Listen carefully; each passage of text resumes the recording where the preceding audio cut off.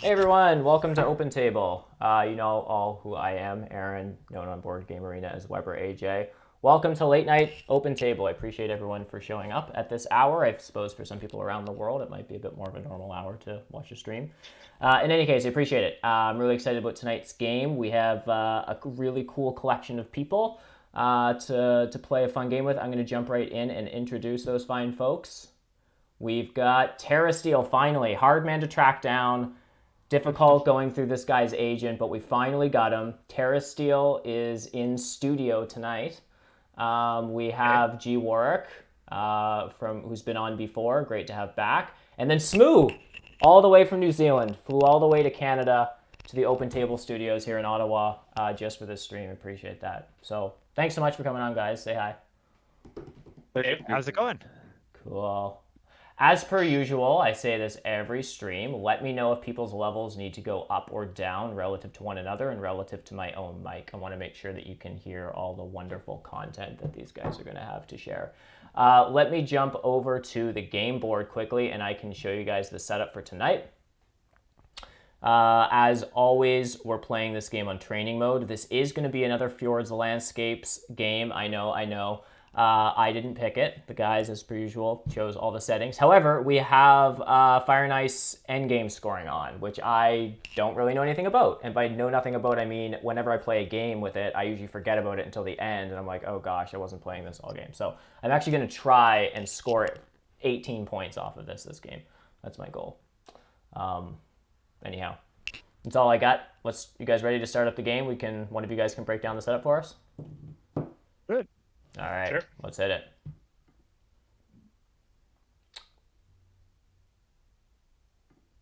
Hey, SJ.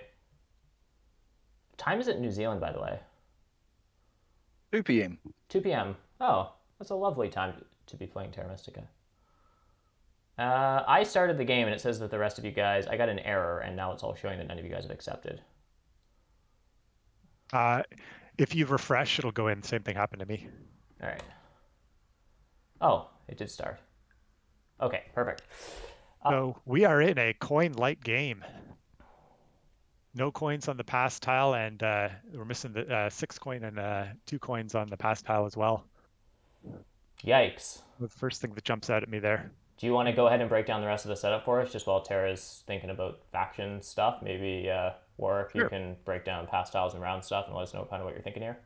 Okay, so I mentioned that the 6 coins and a 2 coin are gone. The spade with the 2 coins is also gone. That tends to be very important, especially early on. However, there's a ton of spades on the path tiles on rounds 1, 2, and 4. So maybe not as big a deal as usual.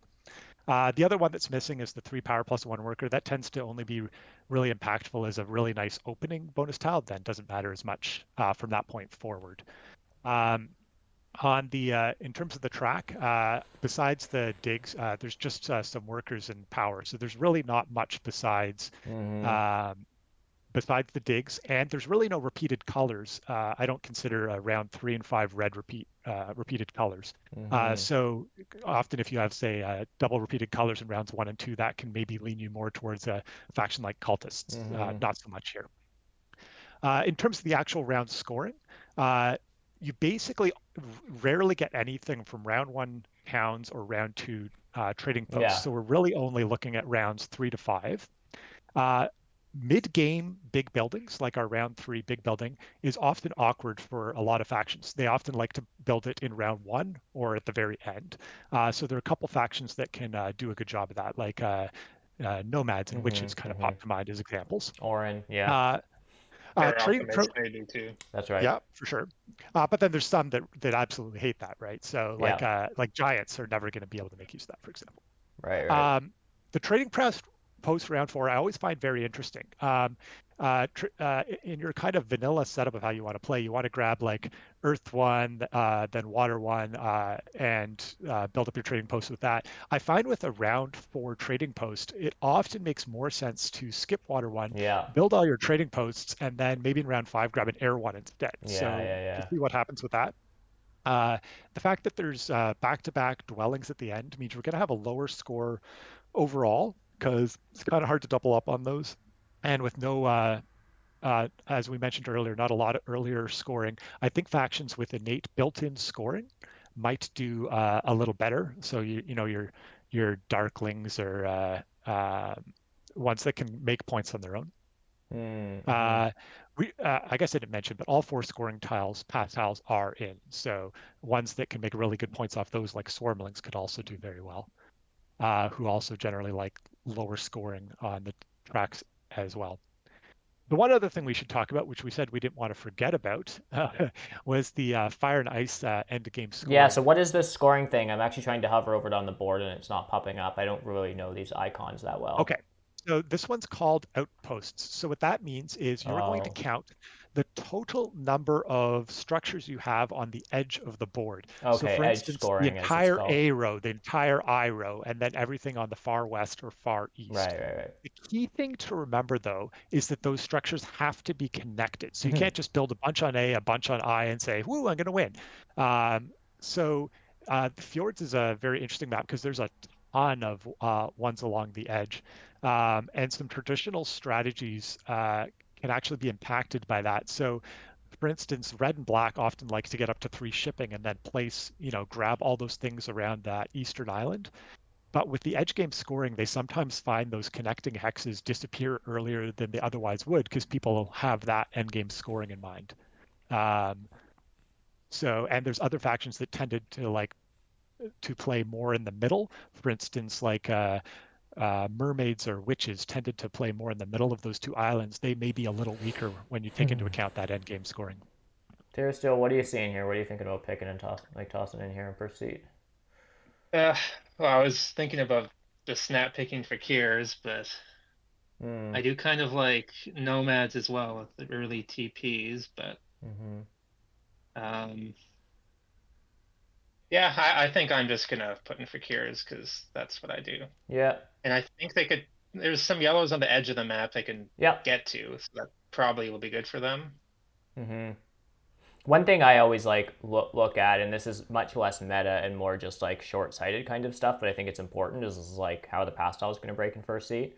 And the thing I'm a little concerned about for Kiers here is like they can't make use of temp ship. Now someone else might want temp ship, but like I guess they're probably just getting 4 coins in a cult step if someone takes temp ship, and if no one takes temp ship, the Fakirs are just getting like a worker in first seat. You know? Ship tiles are in the game, which makes Fakirs slightly less interesting. Yeah, it's just But kind of annoying. Yeah, super annoying. but given that given that it's a coin light game, and the edge scoring, that puts them back into a good faction. And Fakirs are always fun on fjords. Yeah, yeah, that's true. They are one of the best factions on Fjords, in my opinion. And the cult step might be able to give them a spade in round 1 or 2, so it's not the worst thing in the world. I think we probably have to throw alchemists into this.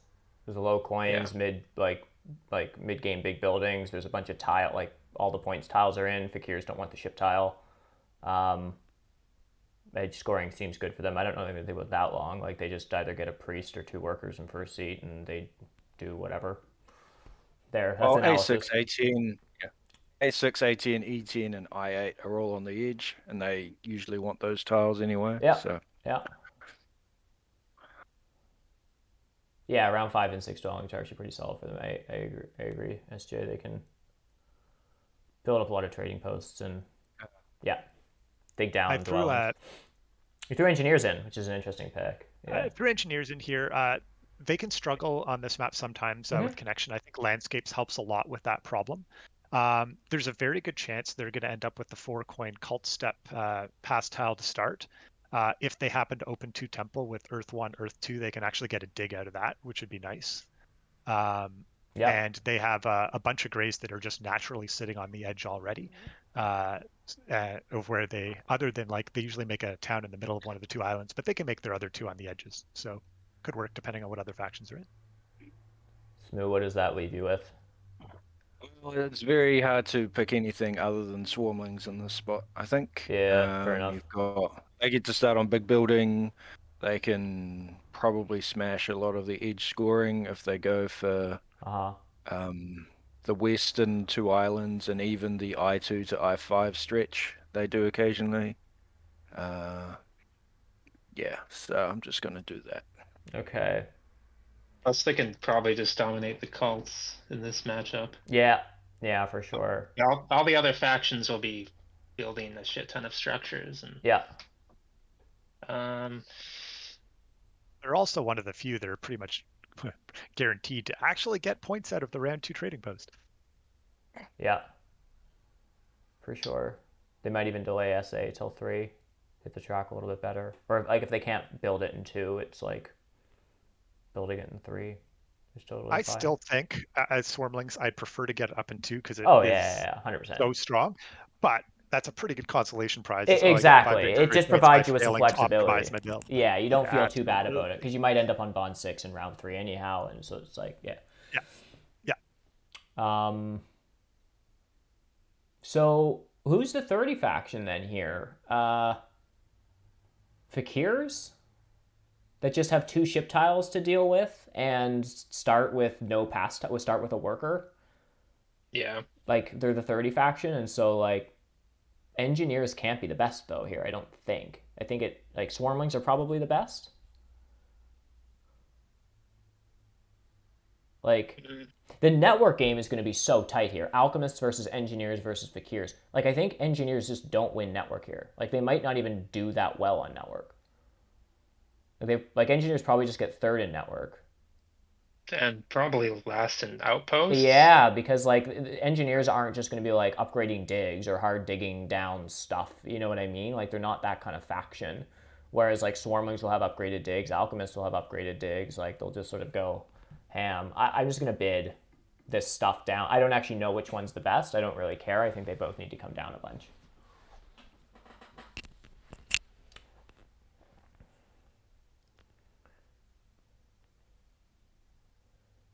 All 4 of these factions are robust coin-wise. L4, you don't like swarms too much. How come? I mean, the thing about Swarmlings is like, Swarmlings don't love when there's 4 pass tiles in. They like when there is the big building and the TP bonus, and sometimes they like when there's a ship bonus in because it takes some pressure off of the pass tiles that they want and also gives them a 3rd scoring option. But like all 4 in seems actually kind of annoying to Swarmlings. I find it interesting you say sometimes they like when the shipping's not in. I actually find every time I have a bad game with Swarmlings, it's because the shipping one wasn't in, so I didn't have a fallback when well, it's an interesting thought. You're in. absolutely right. When the ship tile's in, it takes pressure away from the other 2 scoring tiles. And the ship tile, like sometimes your game just goes in a different direction where you end up being like, well, I guess I'm using my mid-game resources and priests to upgrade shipping and not upgrade digging. And so like if you just get locked out of the 2 worker pass tile a bunch and you don't go the digging route, you're just like, all right, well, I'll just pivot to a ship thing. And so the ship tile can be a nice get out of jail free card. I think we're getting very close to those other Alchemists and Swarmlings being priced more reasonably now compared to the others. Back years with landscapes, and they're getting their opening leech, they're going to be strong. And engineers can, I think you're underestimating how well they're going to be able to compete on that edge scoring. There's multiple spots where they can get a bunch on the edge. And they win the race to a lot of them. And they basically don't have to do anything. They just fall into 3rd on network. They don't have to push that. They could also. I mean, if I'm honest, I think engineers are getting at. Sorry. Go ahead, one at a time. I think engineers are getting at most 5 structures on the side, which is going to be less than the other factions. That seems really hard to estimate at this point. I mean, I assume we're not just counting native hexes on the edge because like engineers can just also like dig stuff. You know, I don't know what they dig, but E1 and G10 come to mind for sure.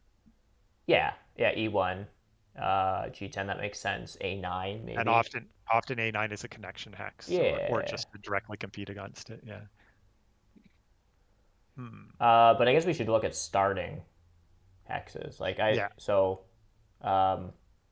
Fakir's on the usual spots. Engineers probably on the usual spots, although there's always an argument with engineers for D1 when blue is in, possibly starting on e4, cutting off that important green. So that's sort of the thing. But they're going to get to see that before they have to make that decision. Yeah, exactly. So engineers just plop a dwelling on e4, allow swarmlings to sort themselves out. I think it's just got to be alchemists still. Alchemists have 4 pass tiles in and can just compete on both of the end game scoring. I don't see how alchemists aren't just. Alchemists should win both end game scoring. Yeah. Yeah, like. You know how you basically assume alchemists win network? You assume that they're going to win end scoring for the same reason. Yeah. Yeah, and alchemists often end up making this really ugly, weird town. I've seen it a lot. A10, A11, A12, B6, sometimes with like one neighbor kind of stuff. I see that pretty often with alchemists. And that looks a lot like, 4-edge. I guess Fakirs are in the game, so they might muck up that A12, B6 stuff. But I guess my point is I see alchemists playing on the edge a lot anyhow. There is definitely a race to B6 between alchemists and Fakirs. Okay, yeah. That's cool. Because that's a Fakir's town when they get C8, B6, A12, and probably C7. TerraSteel, do you want to break down like based on starting locations and pass tiles, like I'm not saying go through every faction, but like who's getting double dig here, who's taking what power action kind of thing, like what's happening? I feel like we should break that kind of stuff down a little bit. Talk about round 1 and not just round 6. Yeah. I'm not sure who's getting double dig here because, Alchemist could just take temp ship instead of the priest and get double dig that way. And then that would leave Fakir as a better pass tile. If Fakirs even took a power tile in seat 1, they could even maybe get double dig somehow, but that always feels underwhelming if they don't, because then they just get 3 power, which is pretty much nothing. I feel like they take a worker, eh? Fakirs probably just take the worker. I don't know. Do you think that it's worth... pretty underwhelming. Yeah. Sorry, go ahead, Gord. Smoo, do you think that it's worth alchemists passing on the priest for a chance at double dig when a priest is basically guaranteed +1 shipping, considering how important it is for them to get to 3 shipping as soon as possible on this map?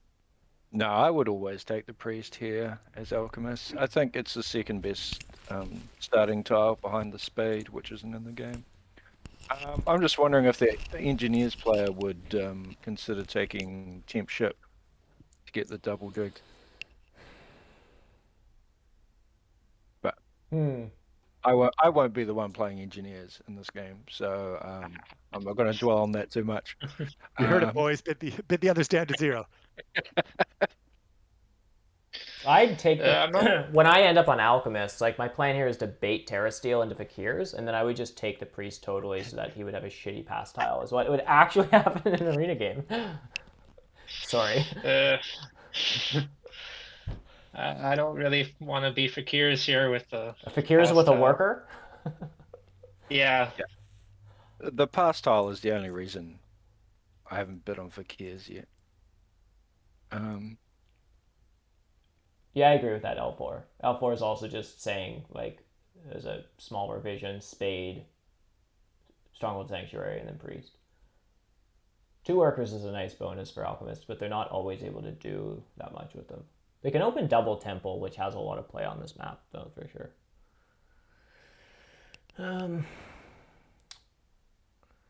Gosh, how much... Alchemists also have, by opening Temple, which they're likely to do, I would say, without... Anyway, we'll see. If they open Temple, they can also get both big buildings up in round 3 and get 10 points off that. What do you do as Alchemist? Like, as Alchemists here, you build a temple for probably Earth 1, you take the priest, you upgrade shipping, and then you hope for a single spade. It sounds kind of boring, but I think that's probably their line here. And then in round 2, you pass on to ship VP and hope to get action 2, and then you just 3 ship and go ham.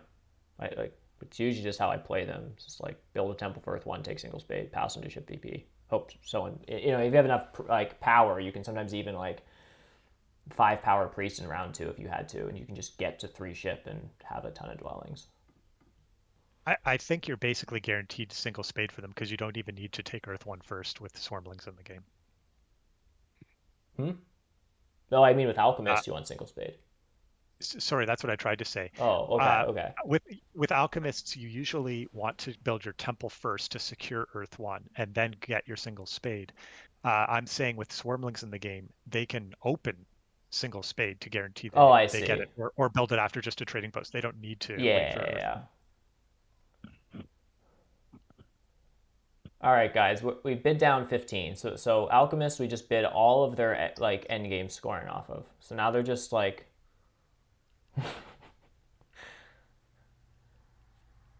engineers You're must trying be to okay. goad me into going to Well, Fakirs or what? I'm goading Smoo to going into engineers, and then you would That's do not like going to one of those happen. hot take things where you're like, no, Fakir's better because I reasons. think alchemists can really mess with Fakirs. Like, there's a lot of yellow hexes on the edge that you'll probably want to Yeah, big bomb. they're super rare. Yeah. Yeah. Damn it. The problem is there's a floor for alchemists and swarmlings that's much higher than fakirs or engineers. If the fakirs or engineers game goes well, these could be very good deals, 16 extra points. But it could go pretty disastrously if they get dug out by, like, there's a very good chance there's upgraded digging by alchemists and swarmlings Oh by yeah. mid game. Oh yeah. So it's pretty scary as those two factions who really like keep their native hexes a little later. Smoo, where do Swarmlings start here? Yes, I was thinking about that. I think it's an abandoned stronghold on F7 and a G2 start. Really? That's okay. Well, immediately bids on engineers. Sounds good to me. That's assuming. Can you That's bid? assuming Can you there's- bid on Swarmlings now and do that? I don't disagree that that's correct, but it's just like you don't know with Swarmlings. I still don't think people know what is correct with Swarmlings yet, and so there's just a huge difference with engineers if you have E4 Swarmlings versus not. I'm just looking at F7 and going, well, E7, E8, G8 are all likely starting spots for the other three factions. I don't like G6, so it's either E4 or F7. F7 gives a lot of leech to everyone, though.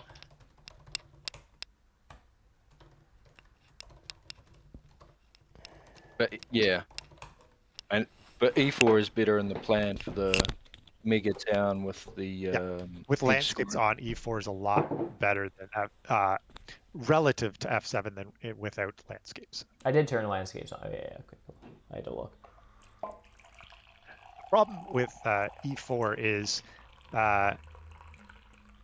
it's possible. I guess it's the same problem as F7, but it's possible engineers dig out your neighboring green right away.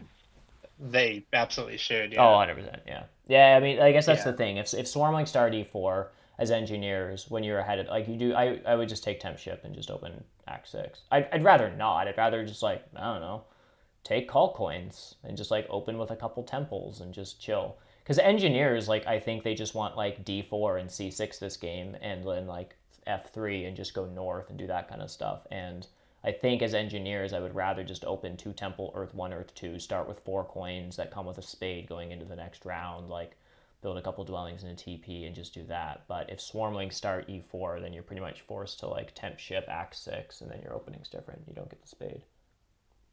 Which means that the kids could start on cult coins, which makes them slightly more appealing. If Yeah. Swarmlings start on E4, it's better for Fakirs. It's probably worse for Swarmlings and Engineers, yeah. I don't think Swarmlings would do that. I don't think they ever. do. It's just bad for engineers and Swarmlings. Yeah. I guess that's the difference between engineers that are ahead of blue versus behind when there's also power tiles in the game. Yeah. Yeah.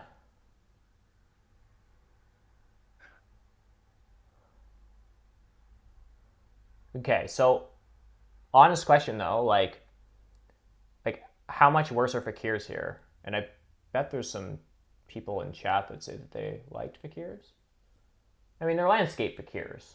They're not, Yeah, that but they bad. might just come third in network anyway.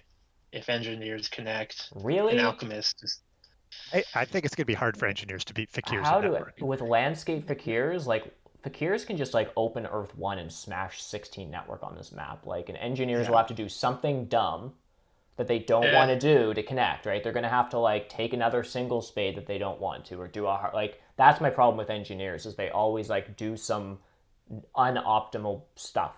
You can't min max a game with engineers on this map and also connect very easily is sort of my problem. it just depends who's in. Like if green is in, yeah. But I don't really see anyone messing with them that much. Maybe alchemists if they have upgraded digging light, but like you can connect fairly early with engineers, like round 4 or 5. So TerraSteel, Eh. what is that? What is that cheese called? What cheese? What that cheese was called? I don't know. It's I think that's in American English. Claybo's asking about cheese. Uh, I have no idea what Claybo's talking about. All right. He wants you in chat. He says you know you read chat. Yeah, I'm seeing him now, but I have no idea. SJ, he's on drugs. SJ, this is a very good point that I always forget to put to like factor in to auction is that fakirs are just getting all the leech. They almost always do in this map. Like if they're not color sandwich, they get leech. If they are color, like if they have color neighbors, they get all the leech. Like fakirs are just getting. let's get this game underway.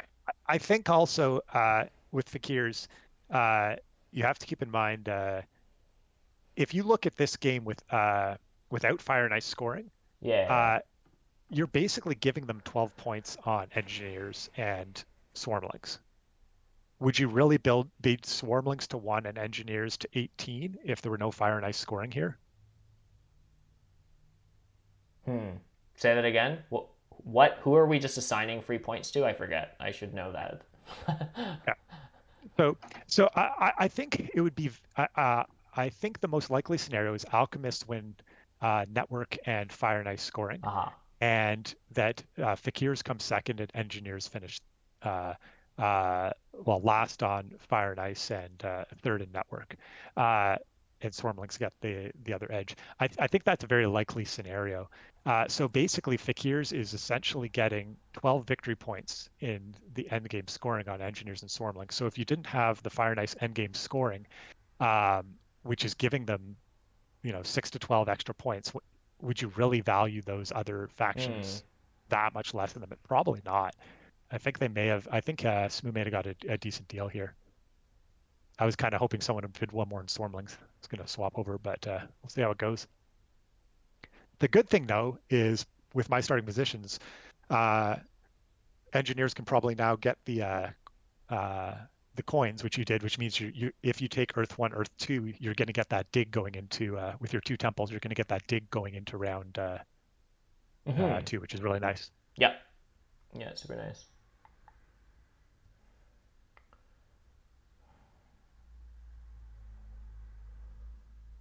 This is a 2v2. All right, what's the order?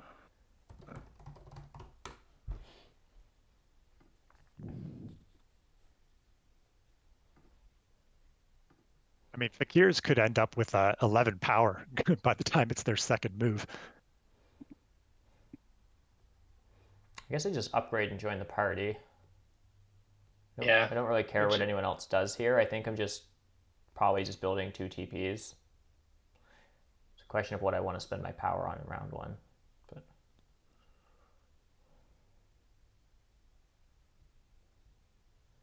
I don't know if that was just too friendly to work. Yeah. I don't know. You care about, I'm upgrading twice there pretty much no matter what, right? Yeah. Engineers care about power a hell of a lot more than swarmlings do. It's true. It's true. That's a much better deal for you than me.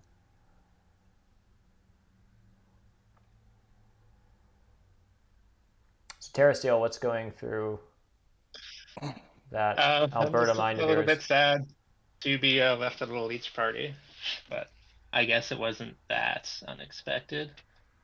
But yeah, I mean, engineers will upgrade this turn anyway. I mean, do I just take double dig here?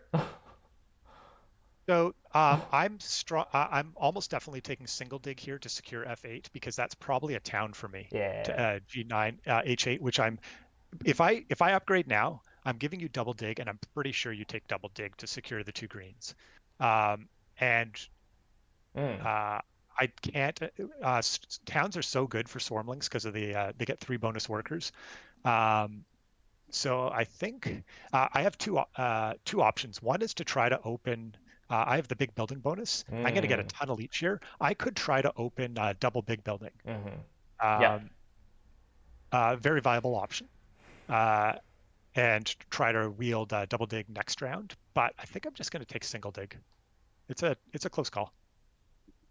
SJ is saying that NG could greed and leave them gray. Oh yeah. I mean, I don't think anyone would bother them if they were left gray. no. The thing is I'm short of workers. It no longer seems like a double temple opening, so I probably just build on it and open earth too. I would assume. Or I could just take double dig because it's a sick power action, and then just still go 2 temples and get a cult spade, and then just build dwellings the next round. That's what I was assuming. That seems weird, but probably correct. My not that sophisticated mind just snaps double dig as soon as I see it for any faction and then builds a dwelling without putting much thought into it. Well, especially as engineers. Oh, yeah. With no spade pass tile. Oh, 100%. Yeah, I'm just taking spades any day. All right, we got all kinds of stuff going on in chat. Ricotta cheese, Clavo, what is going on? So there's a story, the pickles and cheese. We got to get to the bottom of this. Bowser was telling Clavo and TerraSteel pickles plus quote some cheese is divine. Okay, so it's Bowser that's really into cheese. Are you guys, was this some weird 2v2 stuff that you guys are doing? No, we were doing a practice game on legs yesterday, maybe the day before, because Clabo has no idea how to play legs, and they had to coach him through it, and then we did a practice game. So. Yeah. What would be really fun is just building another TP on G4. But then, what's the worst case scenario here? Warwick decides to build a trading post on F7 cuz, and then I give Fakirs a leech. Alchemists give Fakirs a leech, and then Swarmlings give Fakirs 2 leech for no reason. And then Fakirs get double dig. 1, 2, 3, 4. That could happen. It's probably not going to happen.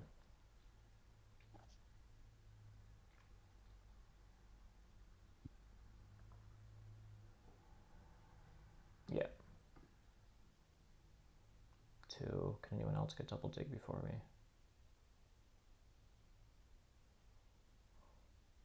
Sketchy stuff.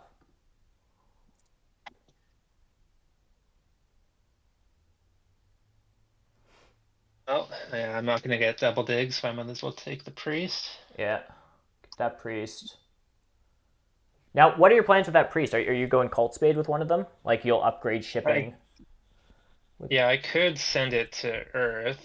And then hopefully get another priest next round and then get 3 shipping.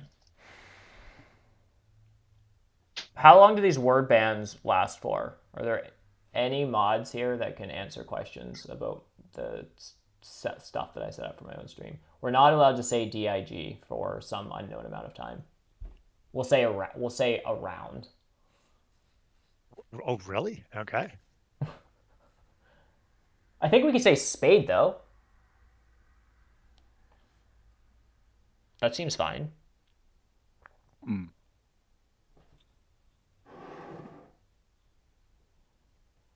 Nice little leech party over there, too. Excavate, yeah.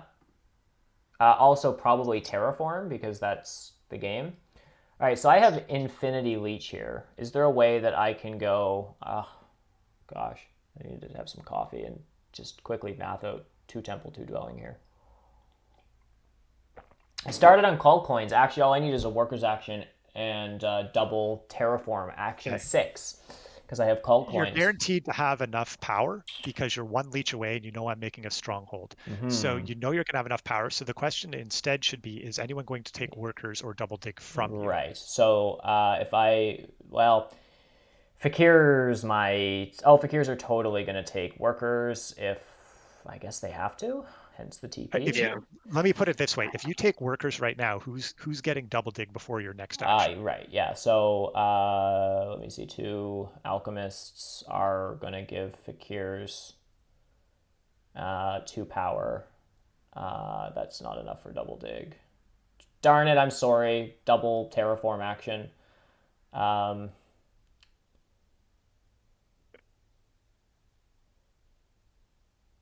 Yeah, almost certain I can do this. So I take workers.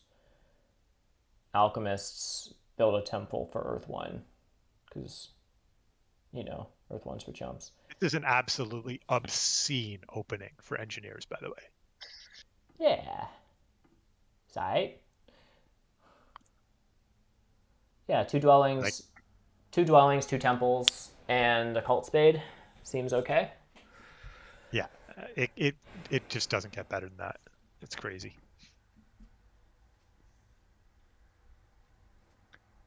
I think I better open temple here just to slow you down. Take that last Earth 1. Do it. Darn it. Oh, boo.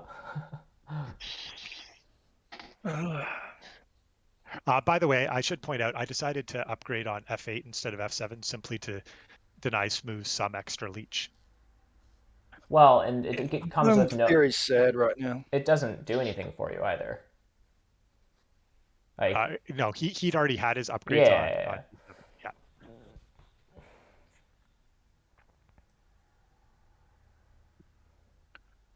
Yeah, sorry, Smoo.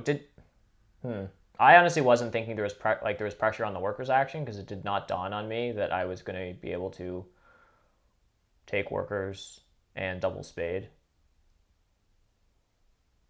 But... Yeah, well, I was trying to get greedy because I started on a tile that gives 1 worker, and now I'm getting punished for trying to be greedy. But that's all right. Were you able to take action 3 before? Like, did you greed any? Is that what you mean? Like, you had it? Oh, okay. I was just assuming you were going to double dig on F3, so I wanted to get an extra power. Yeah, me too. Yeah. I'm surprised at myself as well. It was two extra power. Yeah. Yeah, fair enough. Now I am in trouble. Passing for 2 points? I mean, I guess you just We're definitely not doing that. We're definitely not doing that. Oh, you can still just burn for the temple. Yeah. It's just we're just not happy about it. Right. You could have burned 1 more power token for another worker. Is the difference. Yeah.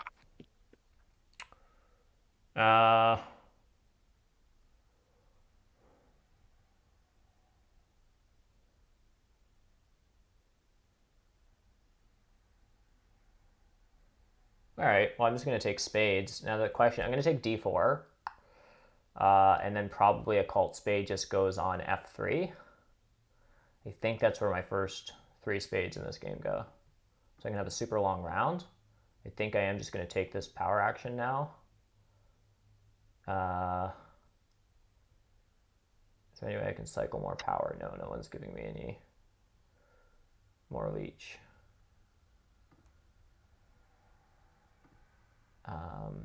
So I am just... You do have one other option for your cult spade.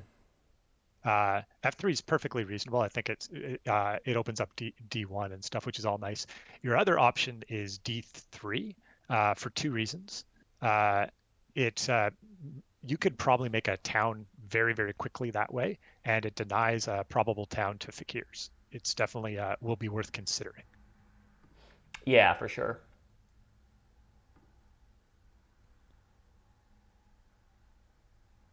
And F3 is not disappearing anytime super soon, probably.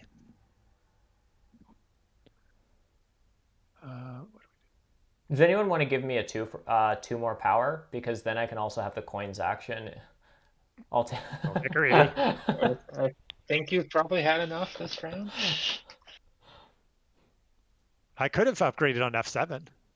It would have made no sense, but yep, I could have taken Earth 2 and then Earth 1 and Well, then had that, the coins action.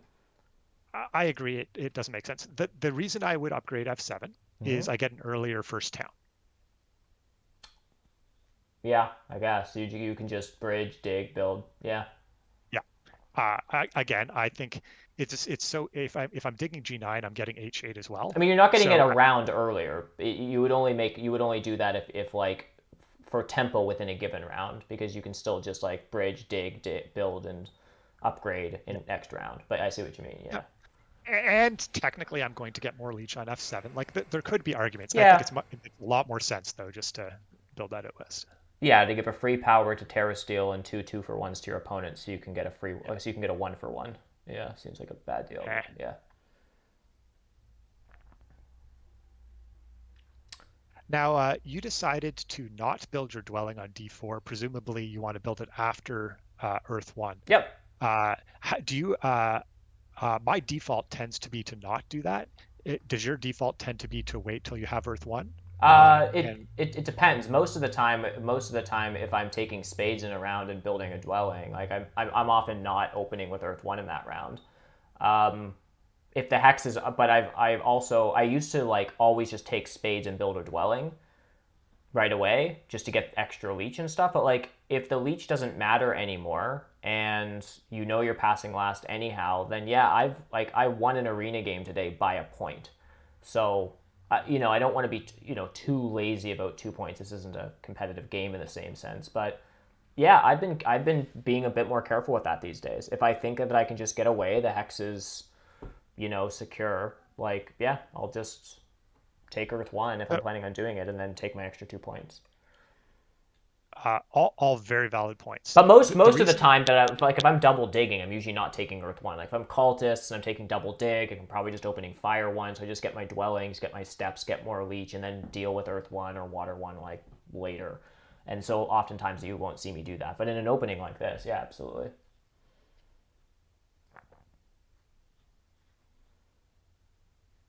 I think it was Ondas that actually mentioned it to me once of like, you're losing 2 points off the dwelling build, and then say you get 1 more power off of the structure for 1 victory point. So you're paying 3 victory points for a leech and a turn's worth of tempo.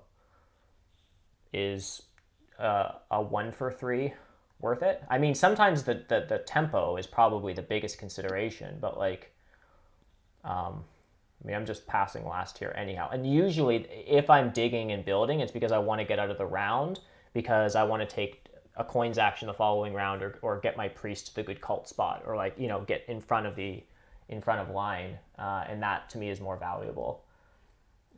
That's usually. So all very valid points.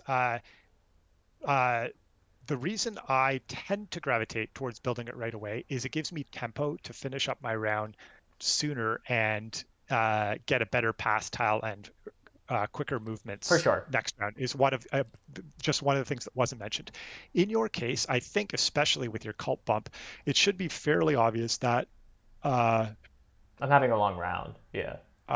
Do I? So I'm being offered basically 3 victory points for 3 power here. I'd decline. Well, except for this endgame scoring, there's a higher point ceiling. I have no idea. Yeah. So the other thing is, if I decline this, I'm dropping down to 6 total power, I believe.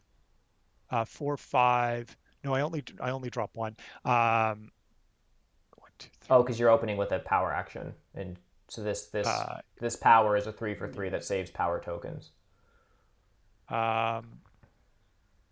8. Yeah, so I won't end.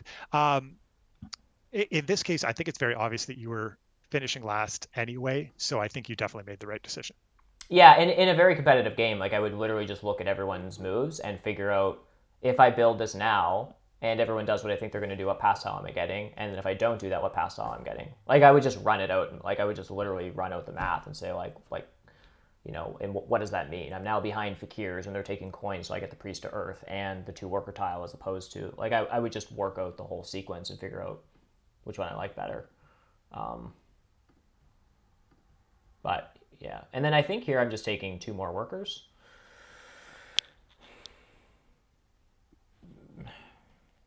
Probably. Is this better than a priest? I mean,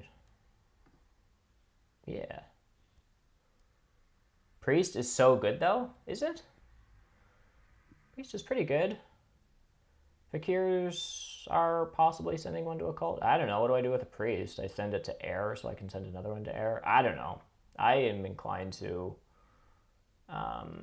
take 2 workers here. So that might be wrong. And then I use spades. D3 does seem very good. It also allows connection a little bit better. Connecting is pretty easy with that hex. Because then I get D2. I guess I'm always getting D2. What can I say to convince you not to take D3?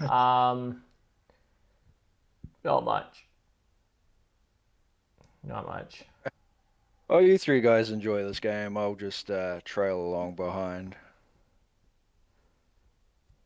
I think Aaron is just leaps and bounds ahead at this point. Yeah, and yeah, I really can't see the argument there for F3. D3 just does so much more for you, and I don't see F3 disappearing super fast.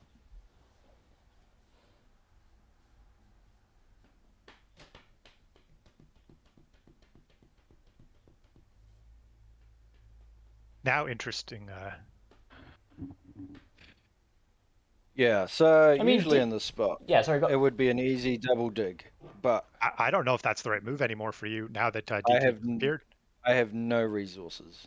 Well, why did D3 change that much for you? I mean, yeah, it knocks out that town spot, but just fly over to C7 and build a dwelling on E5. Like, what's wrong with that? And town E5, C4, like, that's often not a town spot anyhow. Someone mucks with that nonsense. I don't know. Oh, in this game it was looking like a sanctuary town. Yeah, But anyway, fair enough. But Because the reason be he might single dig and workers might be more valuable for him at this point. Workers action, that seems... Okay. I think here I would just fly to C7 and place my landscape. And then... yeah, the problem is where is the other dig going? E5. E5, yeah. And then where does the cult dig go at the end of the round? Yeah, that is annoying. E6. E5 is his cult dig, right? Okay. That's what I don't think he's, because no one's messing with that, and I don't think he was ever planning to dig that. His digs were D3 C7. Oh, I see. With a cult dig on E6. E6 doesn't give him anything really, whereas C7 gives him access to C8 A8, which is what he really wants, and he gets that. He's connecting already through E5 to E7. Yes. And that extra power, he needs the workers to be able to build those towns. He doesn't want to be turning priests into workers, right? Like, he actually gets more dwellings out with a workers action and a single dig here.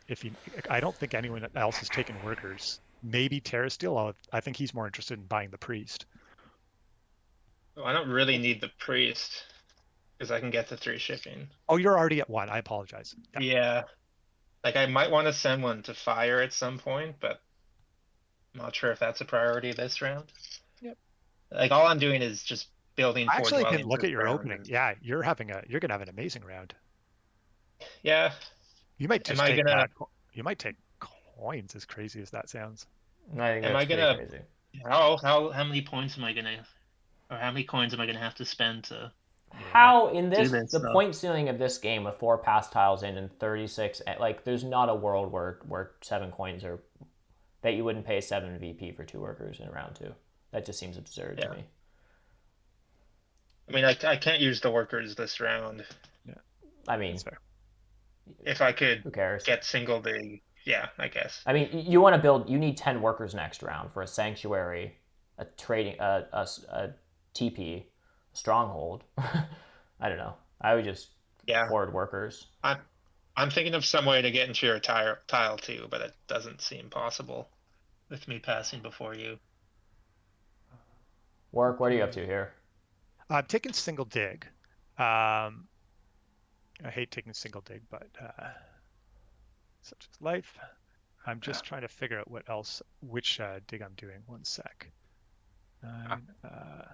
I just realized you're probably not even building on D5 this game. Me? Yeah, Huh. Yeah, that there's no is reason to. so bad for me Yeah. if no one builds on D5. Oh, because C7 is the landscape. Oh my gosh. Uh, Oof. yeah. Well, if you're taking D2 as well, then you definitely don't need D5. Super down. No.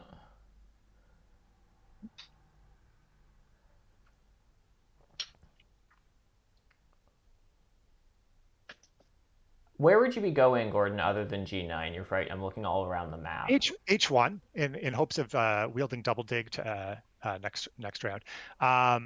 But can't you just G9 now? That gets you closer to a town, and then if you have double dig next round, it's just F1 H1. Like, why on temp ship would you not just dig G9 right now? Yeah. Yeah, no, especially because I can. There's a good chance I get the bridge right now too. Is there? I guess you get some leech, and then you burn to The other option is G3 to threaten F3 to E4. Yeah, that's interesting. And both digs are gone, so then the question becomes, can I go faster in this round? And I don't think I can, so I think that's silly. So yeah, I think I will just grab that. Yeah, I mean, I might have had to use my 2/3 of the dig pass tile to secure F3.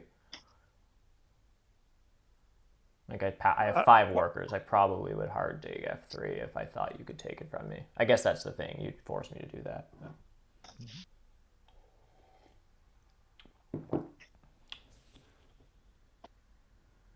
No, I think I can probably send the priest to fire here and then wheel the priest and then be able to expand.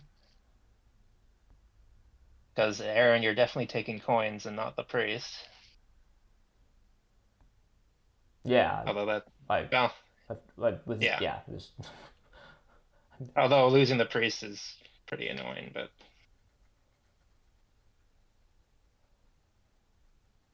yeah, I just take coins right now. I mean, this is an absurd engineer's opening. I'll mess it up, but that's how I lose games. People give me everything, and then I just do nothing with it. it would be pretty impressive to mess up this opening, I think. Oh, you just watch. Yeah, no, it's true.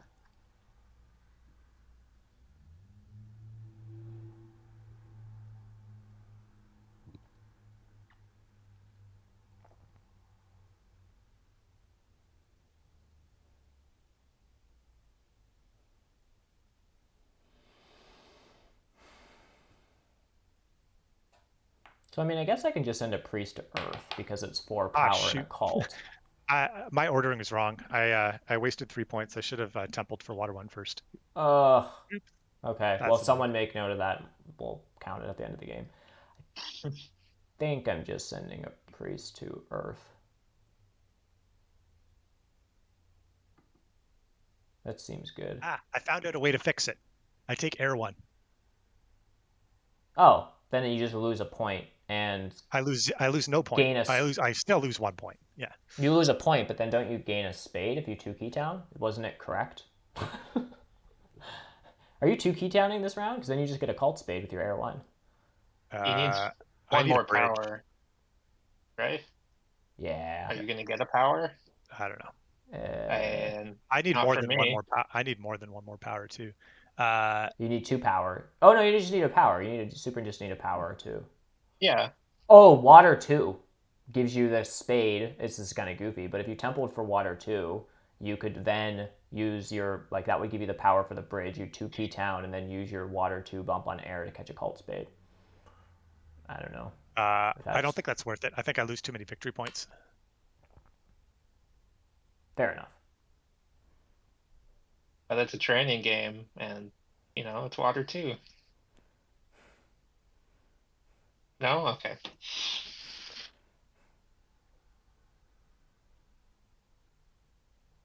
Yeah. I'll take the workers and the priest this round. Feels pretty good. Yeah, this is good for you. What am I doing this round? I'm probably building a temple for water 1 and towning up. That seems absurd. Do I have enough for that? 6. No, I don't have enough for that. I'm just towning. Well, I'm building this dwelling.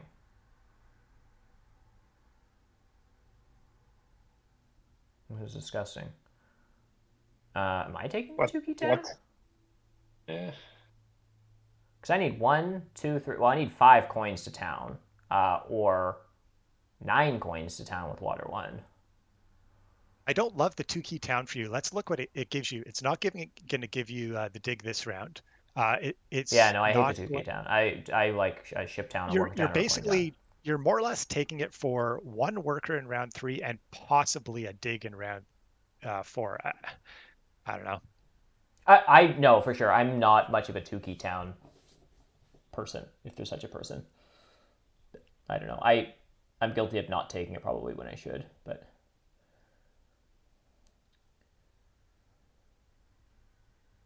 I think I am just going to town this round though, and I think I am going to do it on a temple and just burn down to 8 power tokens. Ooh.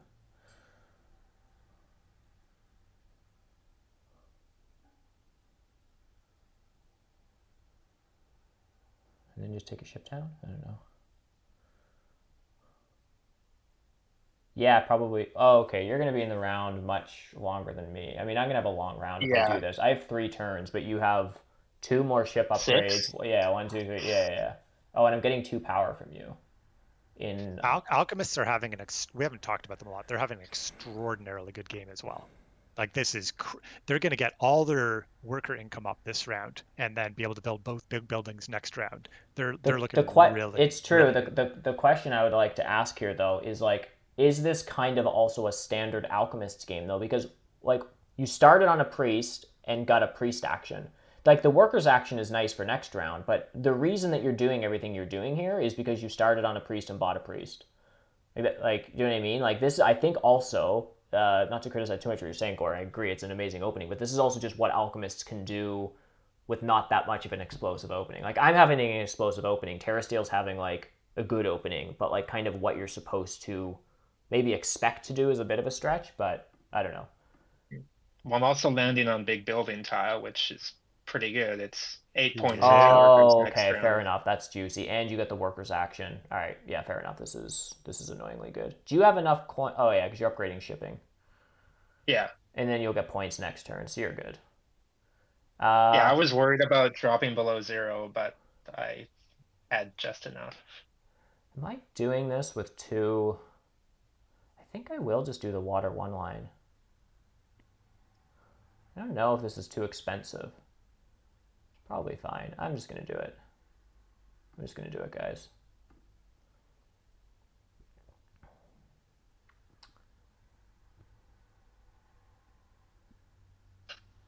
But yeah, here I just like a ship town or a coin town or something.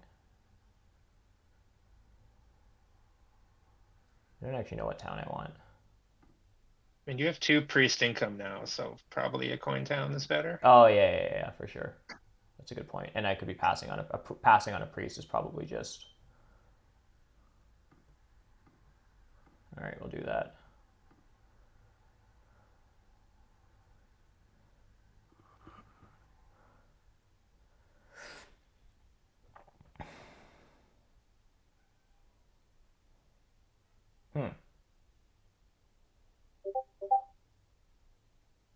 So for the younger viewers in the audience, 2 temple, 2 dwelling is standard good engineer's opening.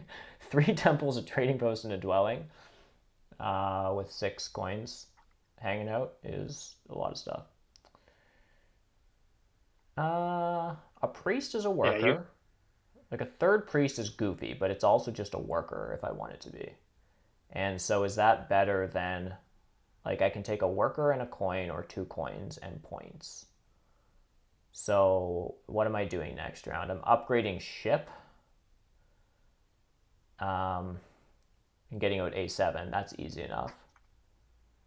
What would be lovely is getting a single spade, and then I can get 3 dwellings out. And then that is 3 points and 2 coins. So if that happened, would I want to pay 3 victory points and a coin for another worker? I don't know. Probably the priest is just still better.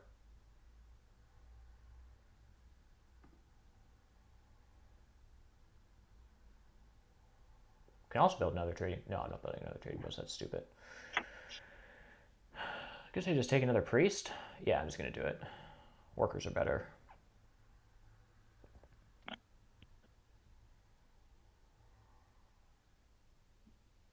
Hmm.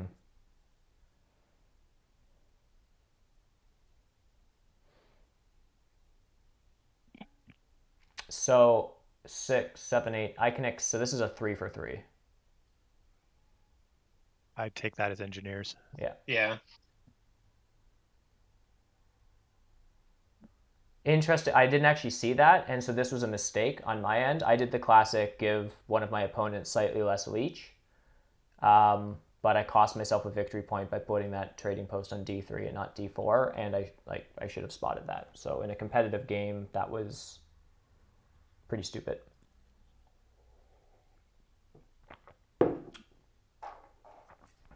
That gears are looking solid.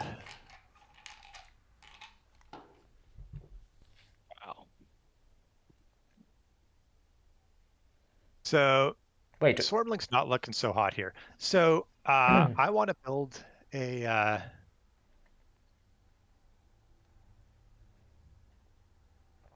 I'm in a world of trouble. yeah. That air 1 take is come back to bite me in the ass. Really wish it had water 1. There's a water 1 rush now. There's a very good chance that before my next turn, Fakirs and Alchemists will build a sanctuary for water 1, which means there's no water 1 left. Fakirs aren't taking water 1 anytime soon here, are they, in this? No, Fakirs are building 4 dwellings this turn. And then building some trading posts and building some more dwellings and getting off life support. Getting their economy up.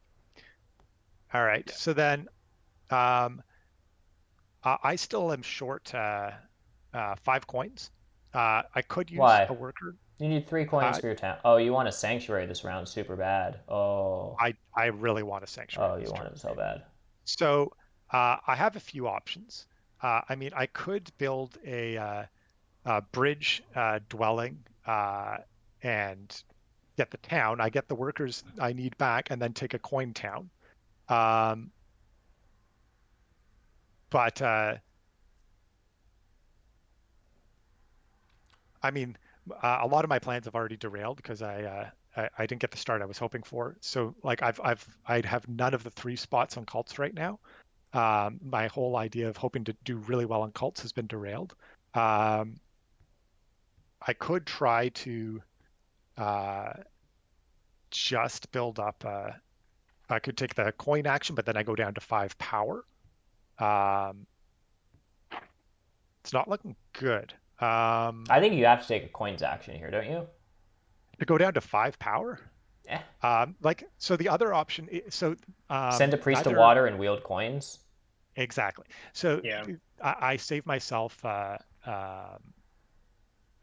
getting rid of a power, which I'm going to really appreciate later. I feel like I'm playing from behind and I need to take a risk anyway at this point. Yep. And I need to gain momentum on the cults. So if I don't get that as a result of that, I think I go from last to last, whereas Yep. I think I need to start taking, I view myself in last at the moment. I need to start taking some risks. So I think I'm going to try that, if nothing else, to save a power. I think this is a good read. It also gives me a guaranteed dig. Because nice. what I was hoping that you would do there is take coins because I could, and be safe, and then I take the priest to water and was never planning on taking coins. So I think this was the correct read because I wanted the priest to water and I'm not taking a coins action here because I just get double dig this round, and that's what I assumed right? you were looking at. So the question is where I just take it right now. What am I talking about? Where? I'm just taking it where the spades go because I'm smart and I know how to play this game. I think it's got to be F3, H3. Yeah, of course. Yeah. I was thinking I needed to upgrade ship for first. V1. Now, the interesting thing is you can start thinking about landscape on, well, maybe not. You could. Yeah, I could have. Yeah. You could have on F3. I don't think so because I think you make your town down to I2. I think you're fine. But it would have been get your connection faster. I think your connection is pretty safe. I don't think anyone's taken D2 on him. Yeah. It would take an angry alchemist to mess with that. You never know. Mm-hmm. I mean, you could always use your landscape on B5 and make a nice town over there. probably better. TerraSteel, do I have the correct read that you are building a sanctuary on G5 this round and then giving Gordon 8 leech with your stronghold on G8? It's that or Yeah. stranded, and you'd rather give him 8 power than me 4 power. I mean, I'd love a C5 stronghold here, but I assume it's not stranded. I assume you're happy giving Swarmlings the power. I mean, C5, it's more likely to be stranded, I think. Right. That's my read this round, that it's, I don't know what you do with your priest or if you have other things in mind, but that it's probably just water 1, G8, G8. Maybe take a worker's action with your power, pass back onto ship VP.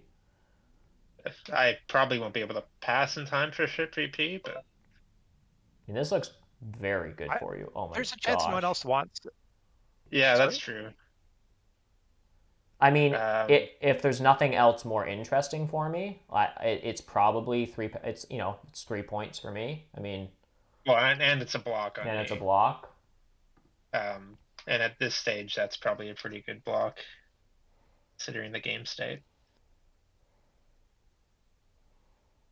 All right, now I actually have enough resources that I've got a choice in what I can do. Yeah, I was really hoping for the G8 upgrade first. Question. Well, this way I get 3 water 1 points. Yeah. Plus, there's no reason to help you out of a tricky situation. Yeah. Oh, Smoo took the coins. I wasn't seeing that. Yeah. Well, he didn't have it till Alchemist upgraded G4. Oh, okay. Fair enough. So 2, 3. Yuck. Well, if I don't take them there, I start the next round on 2 coins. So that's pretty bad. Yeah.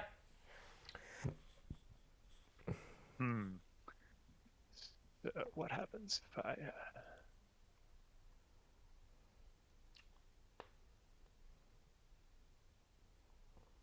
I mean, at this point, it has to just be bridge, dwelling, coin town. Stronghold or sanctuary. I'm just checking in to see if I'm just confirming the math that I have enough. I do. Yeah, I think it has to be that now. And I guess you just dwelling first in case people to get more power cycle. I'm looking to see if anyone wants bridge, and it's. I don't think that's happening.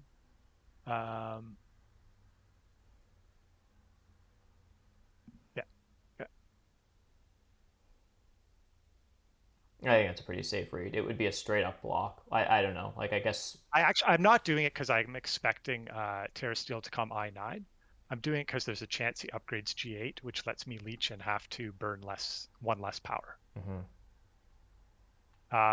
Although this is certainly reinforcing the fact someone in chat had suggested me starting I3. That's certainly looking like it might have been a better choice at this point. I still probably make my way over to G2 anyway, but I win the race to I2.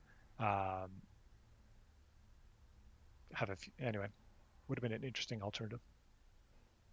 Question for you guys. I mean, I'm, as far as engineers go, wealthy, but I'm not infinitely wealthy.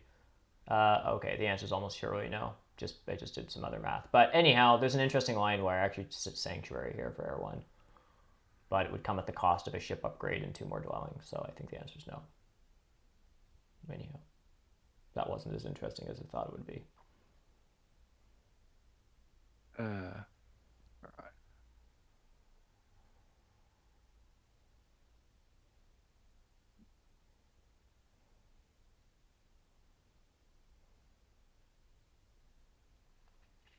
Who gets in the fire and ice scoring? Yeah, I feel like I'm around behind.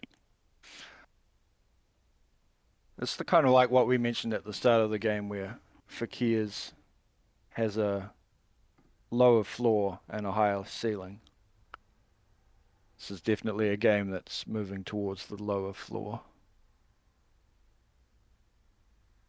Have you really, other than D3, is there anything that hasn't gone the way you expected, though?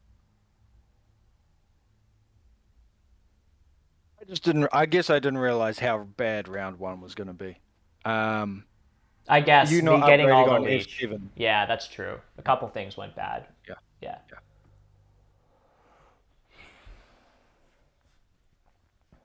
Yeah, not having a neighbor on D5 is looking pretty bad as well. Yeah. It's looking like B6 and A12 are going to have to be part of that town, and I don't think I can beat Alchemist to that.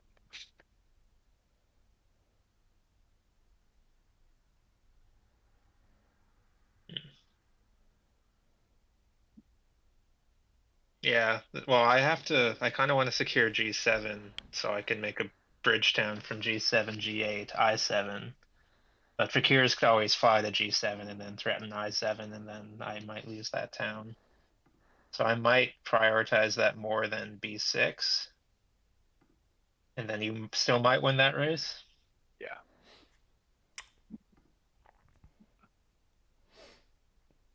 So what I'm thinking through right now is I mean, I don't know if I would anyhow, but I could pass next turn. TerraSteel's ready to pass. So I could just pass and take the ship tile as a block. However, can I just take... Oh, no, Gordon's passing now anyhow. I am not. Oh, you have one action left, right? That was the thing. So I am definitely upgrading my trading post. So I can not be mean to TerraSteel, play my own game, get another worker this round, and then just get on the trading post pass style, probably? Yeah, I super can. Am I passing last? Well... Other pass styles I can get to. That's true. Smoo might take the TP pass style from me. No, I've still got He looks like he has a lot to do. Yeah. I've got 2 more actions after this. Ooh, some nice leech.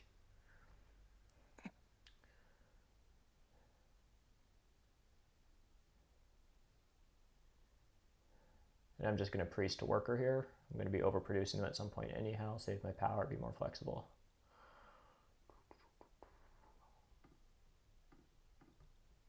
Yep, that priest that I passed on is just becoming a worker. The throw has begun.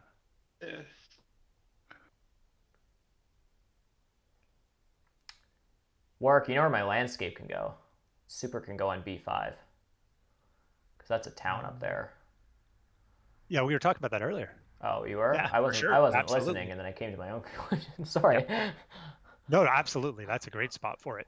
B5 is your connection and your town. Like that's a very awesome. That's a great spot. And I have an eye on like if I want those hexes. Like next round is the round that TerraSteel probably starts upgrading his digs because he's jacked and all ready to go.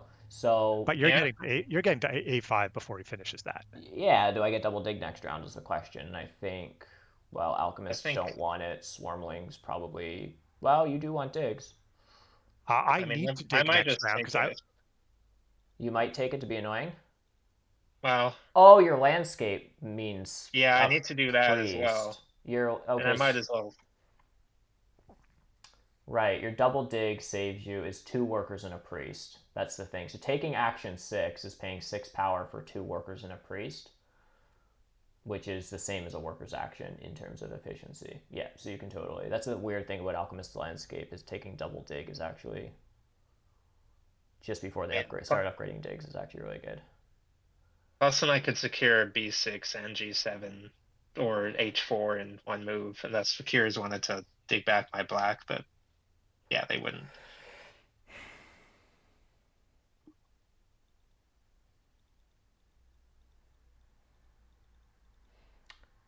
So, although I've had a crazy good start based on how this stuff's broken for TerraSteel and how he's played, TerraSteel is just in first place here?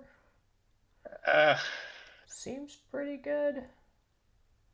You've sort of done textbook stuff. Earth 1 into all your dwellings in round 2 on the ship BP, into the big building tile in round 3 for both big buildings, back onto the ship tile, upgrade, like, you know. This is like the ultimate guide to Alchemist by Zorus, actually played out and working. Surprisingly well, yeah. Yeah. I don't know. You're probably still ahead after that ridiculous opening. Like, I wouldn't be surprised if you got all your structures after that opening. I also did bid like 16 extra points for alchemists versus engineers, so Yeah, that's true. You Yeah, have I think the 18 fact points you on him started. still, right? Yeah.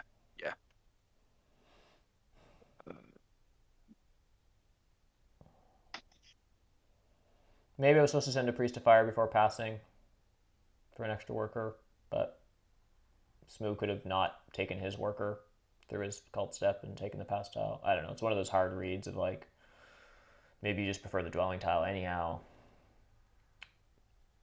Yeah. Bit of a safety pass. I have nowhere to build multiple TPs at the Yeah, moment. I don't think he was ever taking the TP pass tile. Fair enough. I probably, yeah. I will happily take a few points. 3 coins and a few points. Yeah.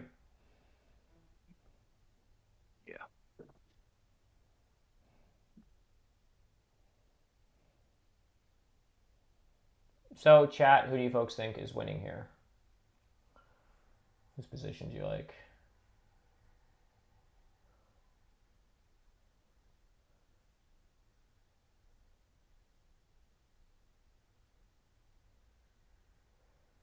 So, if TerraSteel takes double dig, and I actually kind of want single spade, but Warwick, if you take that, then I'm forced, I say in air quotes, to just take another coins action? I have to place my landscape. Yeah, that was wrong. End your turn. Take 2.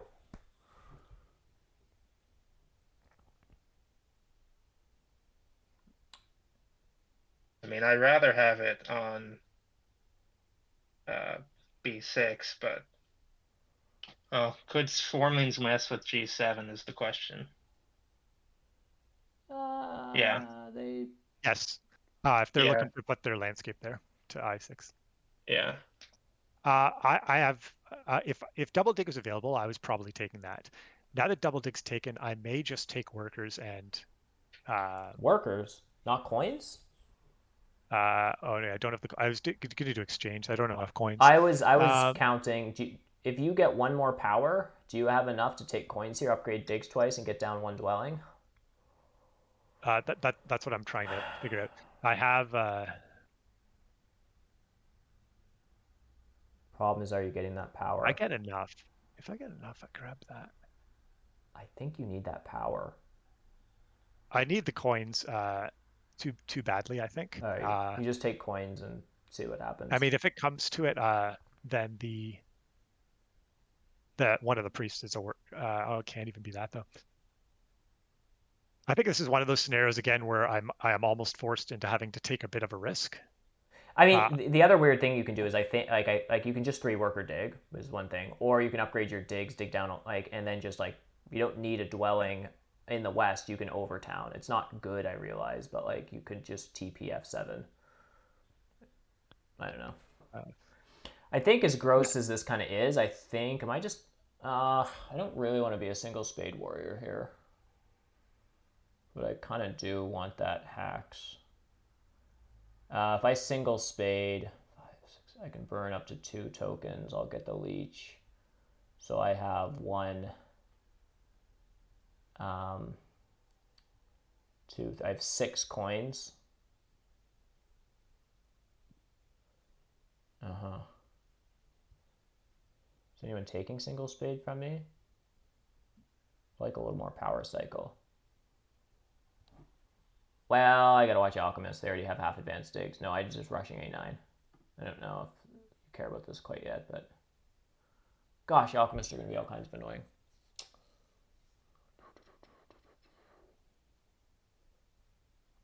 I think I probably won't mess with you this round. I'll just focus on advancing digs and probably building some TPs. All right, I'm doing this because I don't know that. That spot is too key for you to risk Yeah. losing. Yeah, I'm probably just gonna try to make a town on G6 and H4. Right. Yeah.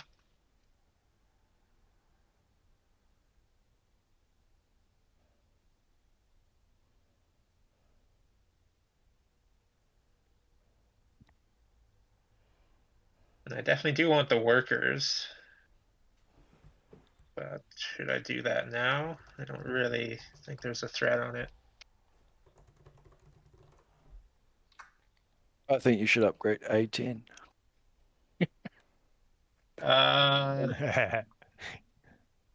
Maybe you, later. you want that extra power, don't you? I really do. Yeah.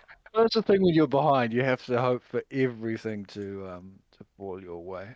Well, we could switch Yeah. this to 2v2, and then maybe I'd upgrade A10. But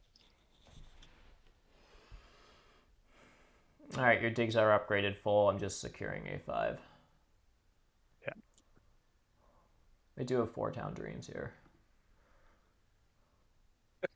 Again, I don't Four think town dreams. Okay. I think I'll it's try to very stomp on unlikely those Alchemists dreams. were going to mess with A5, but he has 7 workers. Yeah, and I mean, if he identifies you as his main competitor, which he probably should be doing, I don't think it's actually crazy for him to throw 1 worker at that, which really messes with 100%. And like, yeah, I think if this were an arena game, TerraSteel would do that. So You think? probably if this were an actual arena game, and you and I are playing, I mean, I think I need. No, I think I might. Yeah, have 1 extra worker if I get the workers action. But I could also use that to build another dwelling or maybe a TP. So it might not be the best. mainly I'm just razzing you, TerraSteel, just to keep the rivalry alive. I dropped a lot in I noticed that. the What? standings today. Okay.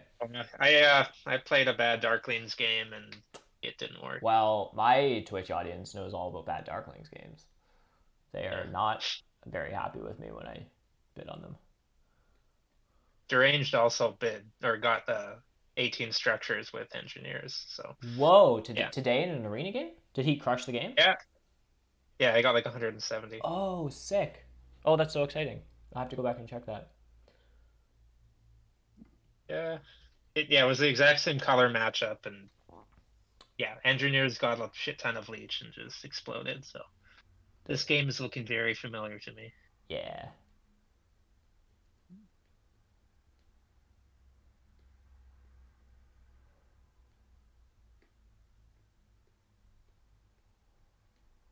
But how am I doing on edge scoring? Because I don't have C9. I do not have F9. I did not build a landscape on H3 like Warwick said I'm supposed to. So I'm not getting I4. I get E2, C1, and I'll probably dig E1. Maybe I dig I2. Okay. That's enough stuff to keep me busy. 1, 2, 3. That's not that many. Oh, E2 isn't on the edge. 1, 2, 3. 5? Does that score me anything? That's what I said at the very you start did of the say game. that at the beginning of the game. How did you know that? Witchcraft. What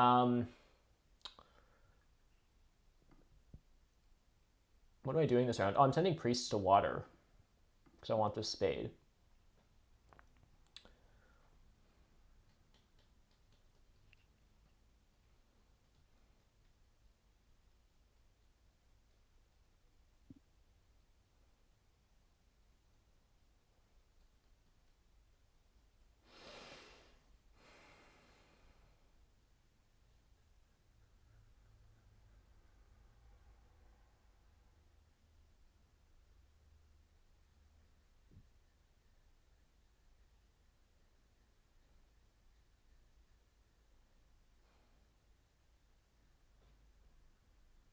Now I'm just worried about Smoo coming to A12 and I7. Well, I7 would be kind of tricky. If I give him 1 power here, he's just, well, he might just build a bridge anyway. Wait, how does he get to 100% A12? building a bridge anyway. Oh, Not this whoa, I round. see. Town time. Okay. I'm Yeah. catching up. I'm tempted to just take the bridge, but is it guaranteed that I will be able to win the race to I7? I think so. Yeah. Probably. I mean, doesn't he Oh, need I a didn't even spade know and a that you range wanted town? a bridge. Oh, that's so silly of me. I should have taken it that action then. Well, burn below 6. Fakirs don't love that. You can. I mean, And maybe it's... work mess with me. How could work mess with you? No, I have upgraded dig. I'm just being paranoid. Not for a while. You were the one that taught me not to be paranoid. No, you always got to be paranoid, Oh, okay. and then double check, always check people's shipping and stuff like that. Yeah, fair enough. Oh, I had a chance and I blew it. Oh well.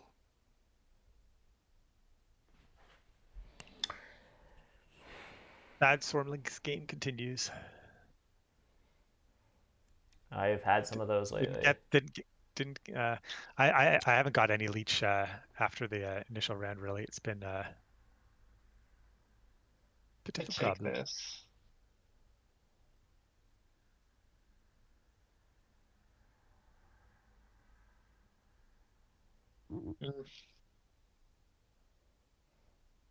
It might help me get another dwelling out. What did you just do? I took a you 4 for took a 3. 4 for 3? Okay. I'm sending another priest to water. Now I have a spade, and then I'll see if, I guess, I just get to send the last one to water. Why not? Am I just also winning 2 cults this game? It seems criminal. Like it.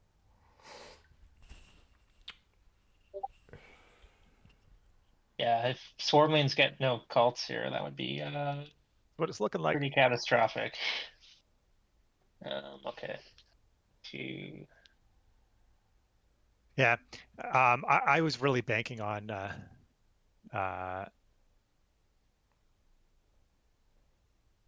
anyway.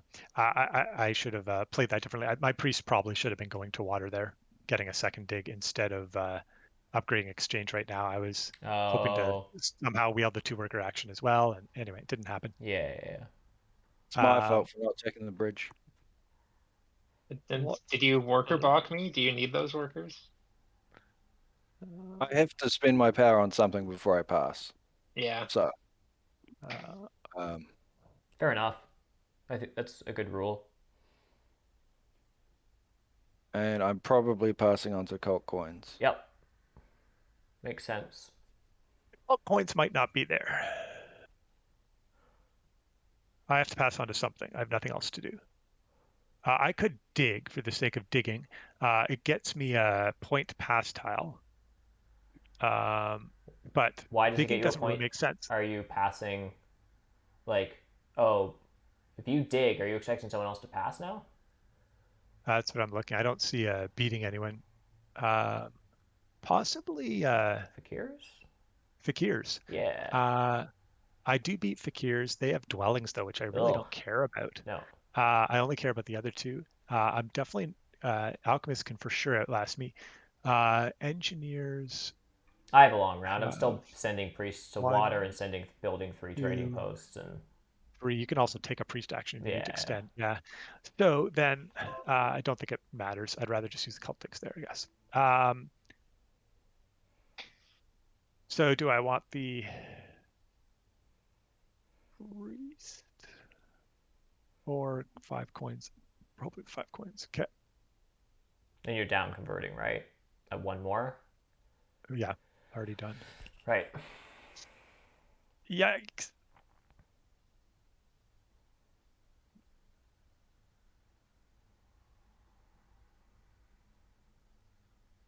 Okay. So I'm just sending this. I mean, there's no pressure really on this priest to water, but I could 5 power priest to get a spade. Yeah, you could. I could. It's terrible, but I don't think you would. I guess. I might take a priest action this turn if I can. 3 power for a spade. Where do my digs go? Oh, I know where they go. I super take a priest here if I can afford it. And I can. Okay, noted. It also makes, like, you see that I could get to 7 water next turn. 6 water next turn with the, so it really does lock up those 2 cults pretty well for you. Yeah. Helps secure it. I mean, you're paying 3 power for a single dig and help on the cults. It's a good deal. Yeah. I mean, I could just take the priest and use it as a worker. You could, or you could just stay at, mind your own business. Well, Okay. again, it's if he's identifying you as his main threat, that would be the motivation to try it. I mean, these are the things about open table, yeah. Yeah. Then I'll just 5 power priest for spade. No, I would. I mean, I see no reason not to do that.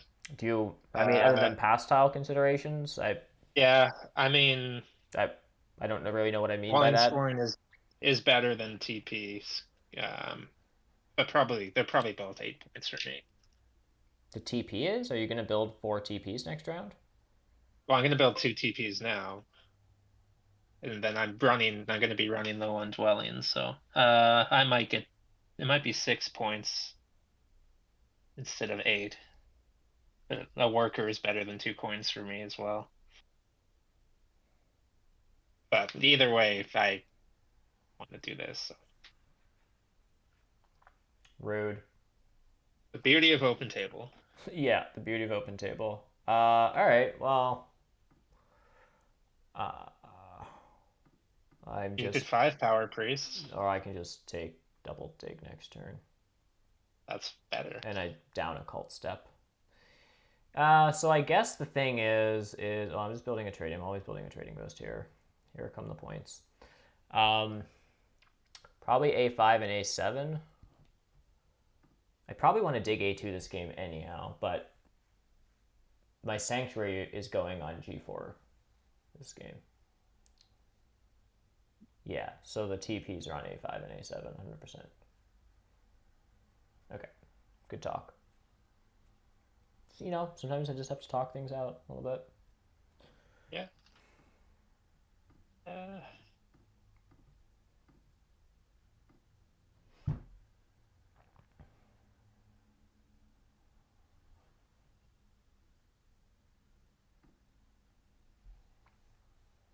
And then I think I'm okay with either pass tile. I'd probably just upgrade ship to 2 next round. I mean, I don't know. Probably don't know. Oh, being on the dwelling scoring tile during a dwelling round can't be bad. Yeah, for sure. I think TerraSteel and I don't really care who passes first here. Do I want this 3 for 2? Because I will have, I should count this. How many more coins? I need 2 more. So we should be at 017, and then 215, and then I can be down to 71. Yeah, it's fine. Also good talk. I swear there was math and all that. Picturing power tile cycle in your head and then trying to turn that into words. You guys all know what I was doing. It's fine.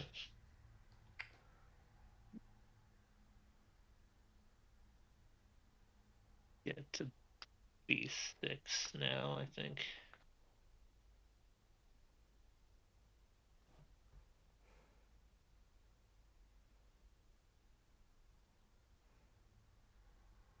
All right, so I'm just passing for the dwelling scoring, and I'm making 12 power. So it's 5, 6, 7, 8, 9, 10, 11, 12, 13. And it's just all coins, I guess. You don't want a 3 power to a worker? Yeah, it's probably fine.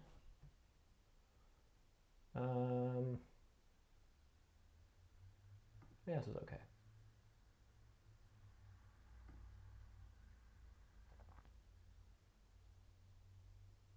I do have shipping, right? Yeah. Good stuff, Aaron. That sinking feeling in your stomach when you have a cult spade. Oh, I guess I'm just cult spading B4. Here's your town. Yep.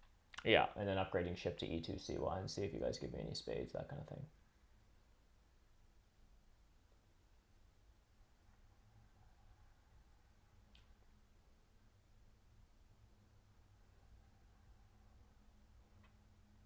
You managed to connect on 1 shipping that way too, which is pretty nice. It is. This is the cleanest engineer's connection I've ever had in my life. Seriously. Especially on this map. Yeah, it's usually a disaster.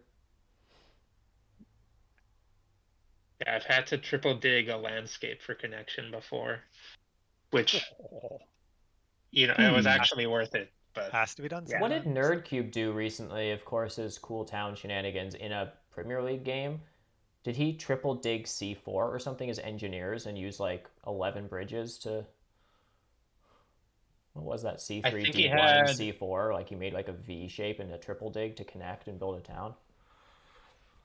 Yeah, I think there was a triple dig on C4, and then there was a bridge from like D1 to three C4 and D1 to bridges C3? to it or something. Yeah, it was Yeah. crazy. Oh. Let's go for a slightly interesting line.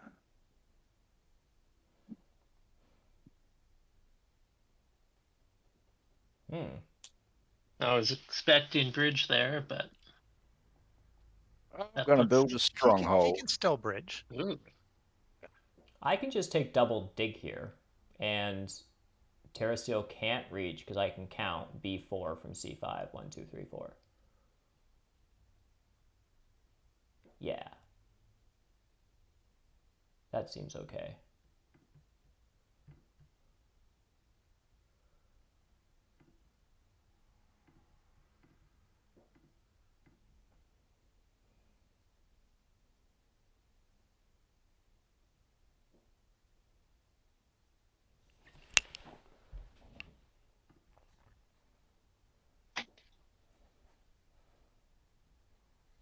I'm going to be out of structures other than my big stuff at the end of this round.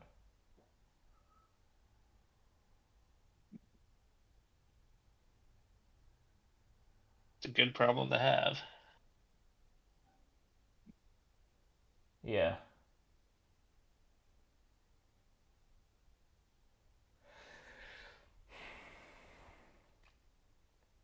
Oh yeah, the Tukey town is just chilling. Is that good for anyone? Doesn't seem awesome. A little late for that. Yeah. Yeah.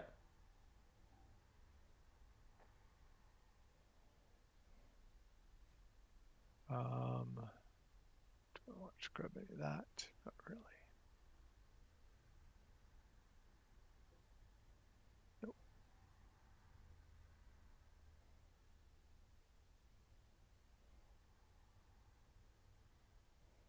So Smoo, you're going stronghold, eh? Yeah. Only because I'm on the big building tile for now. Yep.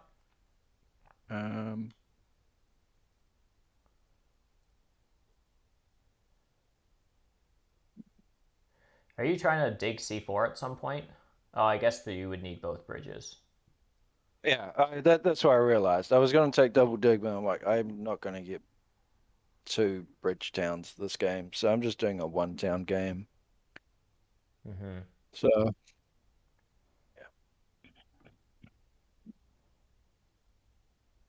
Okay. It's definitely nice to know that alchemists have maxed out shipping, and engineers can connect on one. So there's a lot less threat that the ship towns will disappear on you. Yeah. If you're planning to connect with that. Am I taking A12 here, or do I want a neighbor there? it's Question. only 1 extra worker to go to C9, isn't it? Yeah. Yeah. A worker for 6 coins.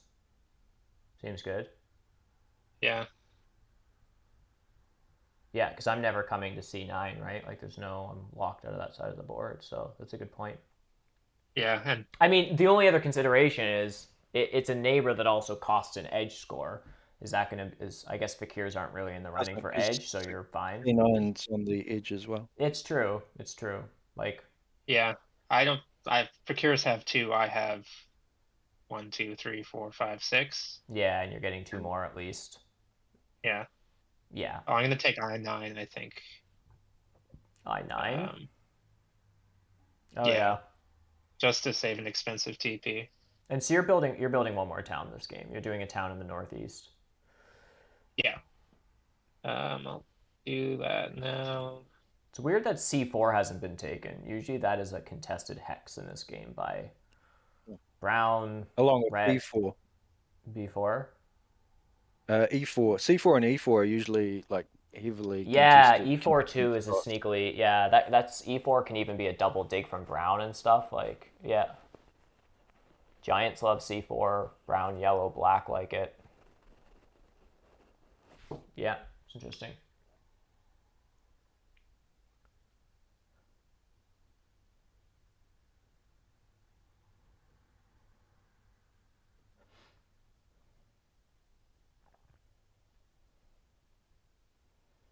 Actually, I guess I should do it this way.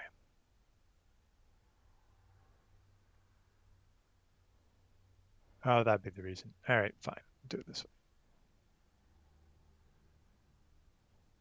No change.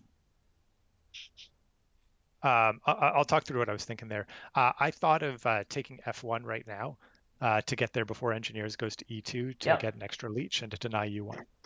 The reason I decided not to do that is there are I may want to that one leech is not super important for me, and I may want to change the pace of my turn to be faster or slower. So I may want to take F1 in 2 turns later. Yeah, fair enough.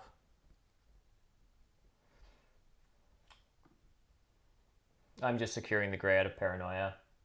Fakirs can reach it. They won't touch it, but they can reach it. Sometimes I just play that paranoid. It's more out of habit. Smoo would not do that, but if you're playing arena, you have to think like that because people will just dig things when they're not supposed to. I mean, if I had resources to mess with people, yeah, I probably would. But like swarmlings and fakirs that don't have spare stuff at the moment. Yeah, work. I guess like you just want to slow play this round, I would assume. Well, that's one option. The other is to pass on to shipping, upgrade shipping 3 times next round. Yep. It's a dwelling round. I guess you could hit E4, B3. I don't know if that's that many points, but the shipping itself is it's just the shipping. Yeah. You have a lot of coins and priests. You're not fighting cults. Like upgrading ship 3 times on that pass tile is just 18 points. I mean, you are guaranteed a pass tile. I mean, you just wouldn't want dwellings, but That's true.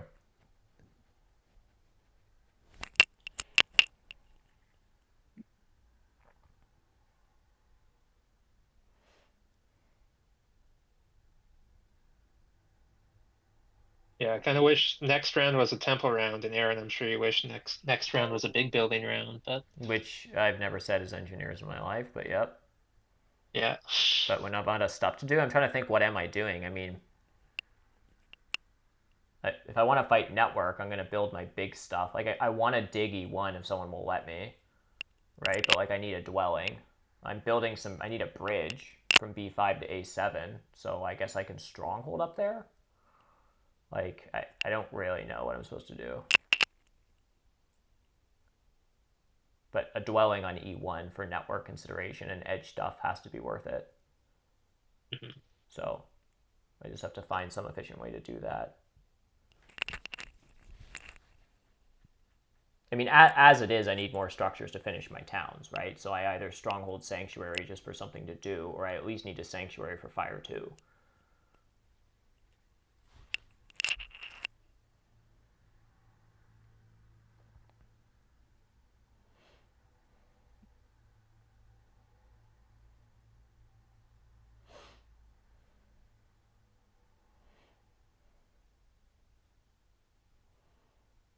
What town do you think I should go for here?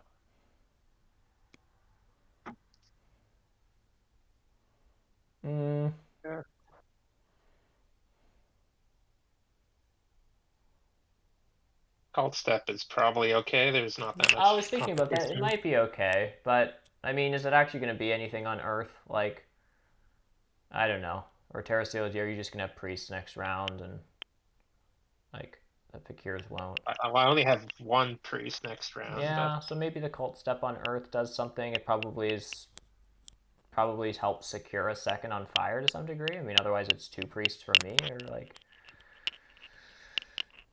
But the question. I mean, So that's just straight point conversion.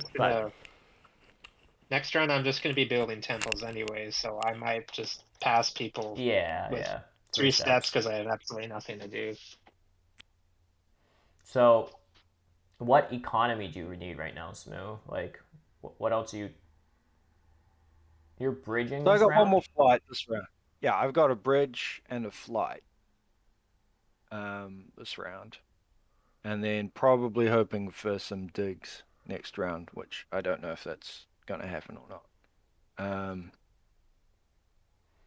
I And mean, ideally, I would pass after well, black or grey. you don't Is that likely to happen? No. Um, you don't need a Well, range town, depends. right? Because of your stronghold. And Not unless I want to get to A4 and A3. That's the only real consideration there. well, you probably do. And you probably just can if you range town and can't if you don't, unless you dig C4 first. What else does it open up other than A4? Nothing. Okay. Yeah. Well, Since I7's gone, so I yeah, don't think it's worth giving up 7 victory points to do that. for basically the equivalent of a spade, because you can just dig a hex, right? So giving up 7 victory points for 3 workers seems expensive. Um, yeah. And so there's no economy towns, like there's no worker town or coin town. So it just has to be like a 9 or an 8 pointer, presumably. Yeah. So I've currently got 4 priests left. Yeah, so one of those priests will just end up going to the cult if you took a priest down. So if that's the case, like, would you just rather 2 steps on air or a step on everything? Or like, maybe this is an Well, 8 pointer. it's hard to tell.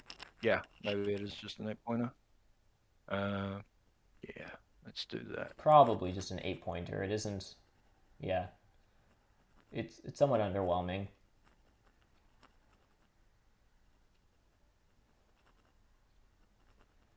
You probably send a priest to fire and get 4 points on fire. Or something. Probably.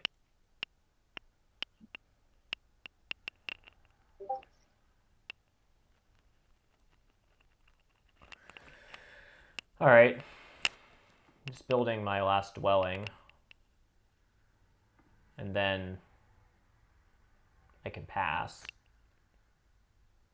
if I want. I can also upgrade shipping so that my priest can be a priest and not a worker.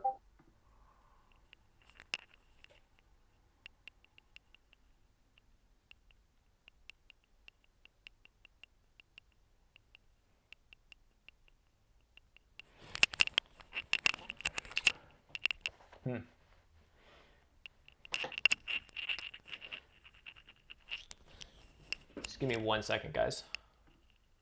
Be right back.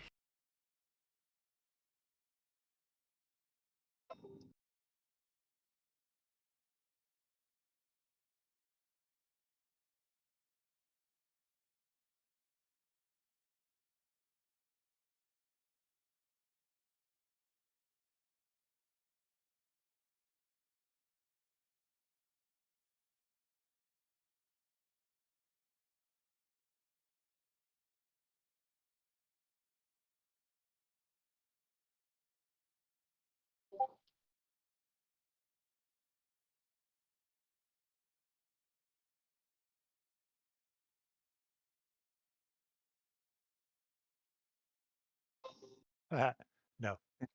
You No? sure?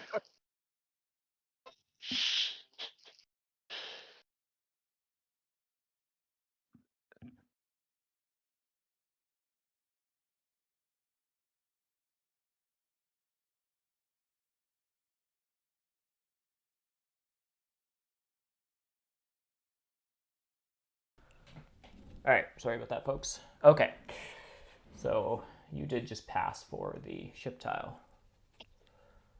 Okay. So I did that for a couple of reasons. One, it's my most possible endgame points. It also ensures I get to open with the 2-worker action. I am super short on workers. So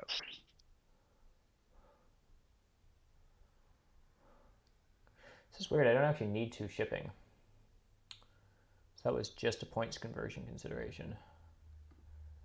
I'm undoing that. Do I need 2 shipping for any reason? I thought like I was going to need it, so I might as well upgrade ship so my priest doesn't just get converted to a worker. But I don't actually need multiple shipping this game. So, what are my priests doing? I need to convert 1 to a worker.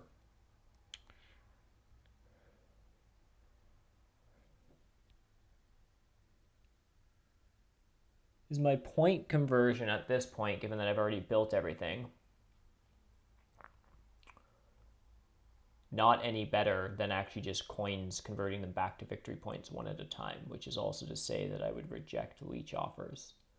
So I'm accepting a 2 for 1 that I know that's not always a great way to look at things because you don't just convert power into coins, but like most of the game you would accept a victory point in exchange for a coin, especially as engineers. And if I'm just upgrading a priest and 4 coins into 3 points, that seems awkward.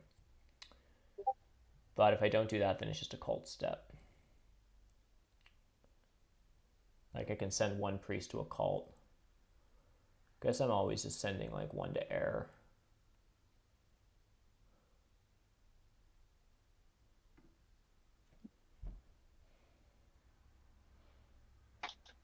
Okay. Now, who's going to miss out on the pass tile is the question. Well, it depends on whether or not Smoo has 2 more moves. Yeah, which um A temple for water too. yeah, or you could take the priest. Could take a I could take the priest. burn for a priest.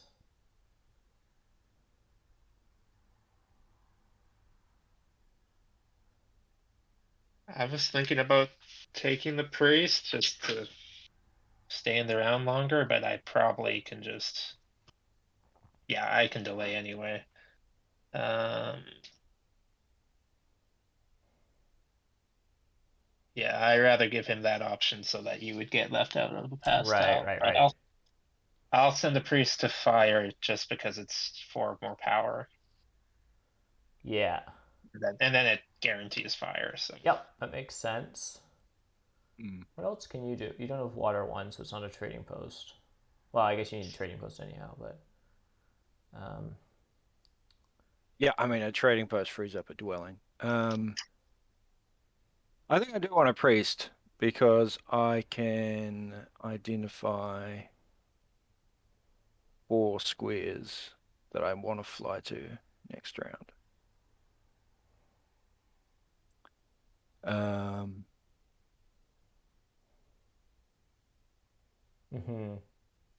Or I could just pass on to the priest tile and open with double dig. But I don't think the second dig actually does anything for me. Where would your digs be going? G10 and E1 and C4. G10. Why does it take me so long to find that? G10, yep. C4. And what was the third one? E1. E1, yeah.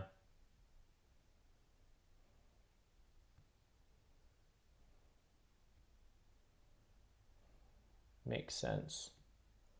So I guess that's the compensation is I would pass on 4 coins in a cult step and then probably get double. I mean, it's double dig's weird. I don't have any dwellings to secure it, but I don't know that I have enough juice to get all my structures out. All right, you don't have any structures left. No, so even so I'm beating you to E1 anyway. Well, against digging swarmlings that only have 4 workers, but I don't know. Still, like, it seems bad. if I can mess with you in any way, I probably would too. But you're kind of Yeah. You can probably find some safe X's. All right, I'm gonna take the priest. Yeah, I think it makes. Yeah, I don't know. I think it's okay. So then, do I want a ship advance, or do I want a cult step, or do I just want another worker? It's probably just another worker.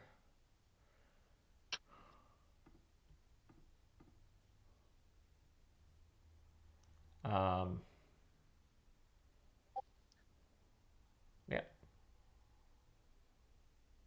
There's a worker.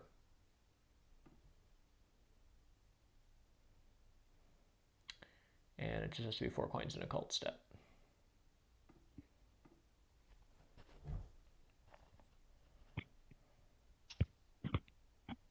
Yeah. I'm just getting errors, guys. Do not use. There we go. Okay.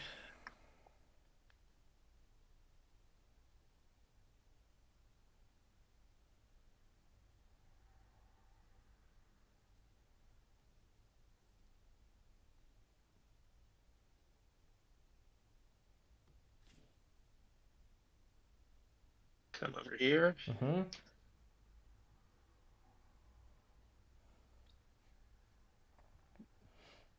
Pretty amazing engineers going into the last round with everything but their 2 big buildings built. Really reflective of how strong that start was. Mm-hmm. Yeah.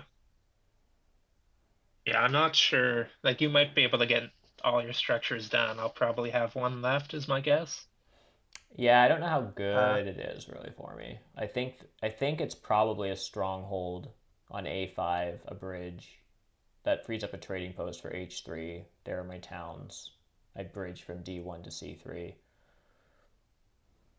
I try to spade an edge hex if someone wants me, kind of thing.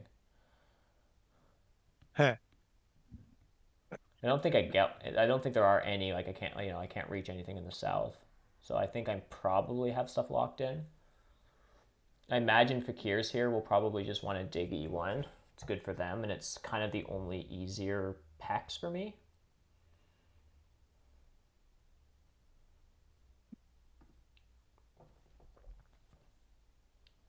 I mean, are you third on outposts? I haven't. No matter what? Well, I have. 1, 2, It's 3, 4. 4. And Fakirs are 5 if they take E1. And then I'm Yeah. 4. Like, that's a pretty good swing. Swarmlings are, I don't know. Stormlings have some plans to do a little better on that. Yeah, I mean, you do have upgraded digs, and you're getting a town, which equals workers, and I don't know, you'll do stuff. Exactly. I don't, like... So I'm probably in contention for, like, to try to beat Swarmlings. Yeah, I don't know how well I'm going to do on that front. Anyhow, we'll see.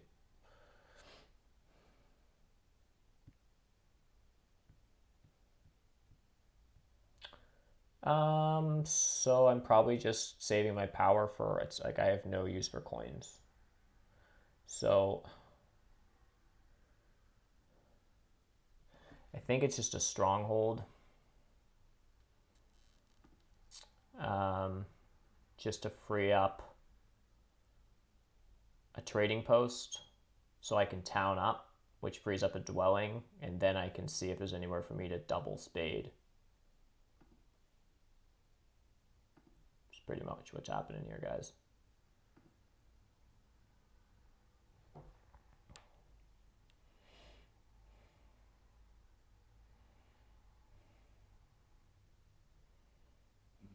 It's possible there's an Air 1 rush here.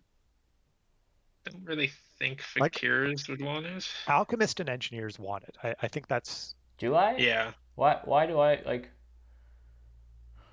Maybe, well, maybe you don't. I Well, thought you would. I guess that the sanctuary frees a temple, and the temple frees another trading post. But, like, I'm not that rich. Like, I thought it was like stronghold, trading post, a bridge. There are my 2 towns. I guess you're going to get more victory points out about using your workers just Upgrading for digs, or bridges. just like, yeah, Or just bridges, getting just 3 bridges. like, Yeah. you know what I mean? I think I'm kind of, the sanctuary line is a little done. 1, 2, yeah, that's fair. I guess you only actually have 2 spots for bridges, really.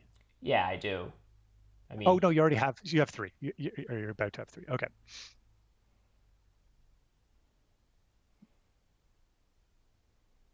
Huh.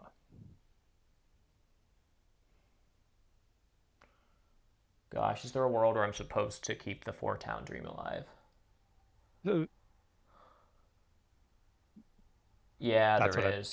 The C2E2 is the 3rd bridge I was seeing. Smoo, why did you decide to dig that instead of G10?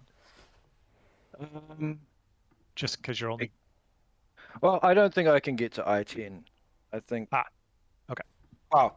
I imagine if I take G10, then alchemists just throw a worker on I-10. Or me. Yeah, or you. You're like one of you two can do it, Yeah. and so I'd rather take the spot that stops engineers getting another square. Okay. That's the part I was missing. Yeah, good call. Because you guys are in a race right now. Okay, good choice. Yeah, we're fighting for second on that, I think.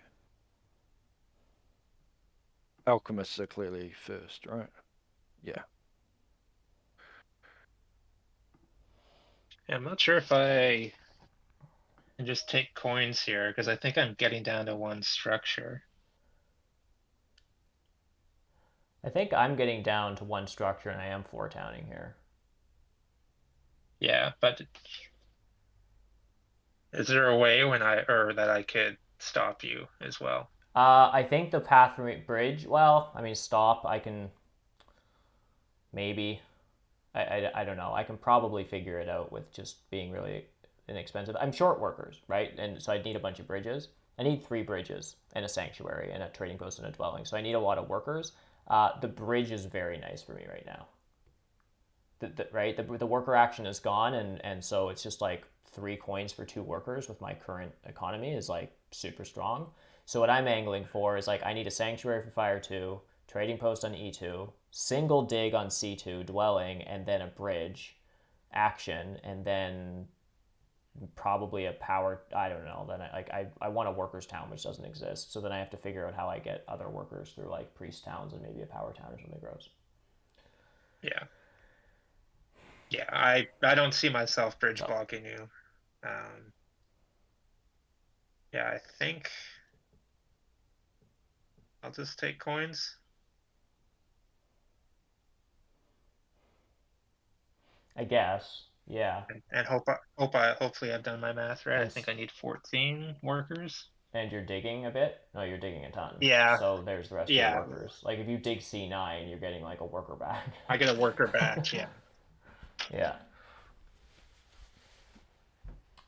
Who took all the worker town? Oh, alchemists are in the game. Yeah. Yeah.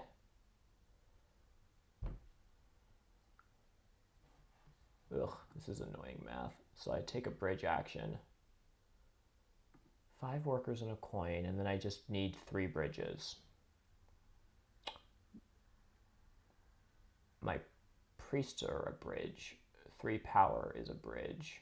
And then I need 1 more bridge, 2 more workers, which is like both of the priest towns.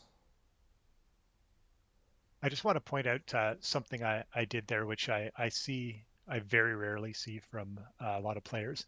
It's the last round.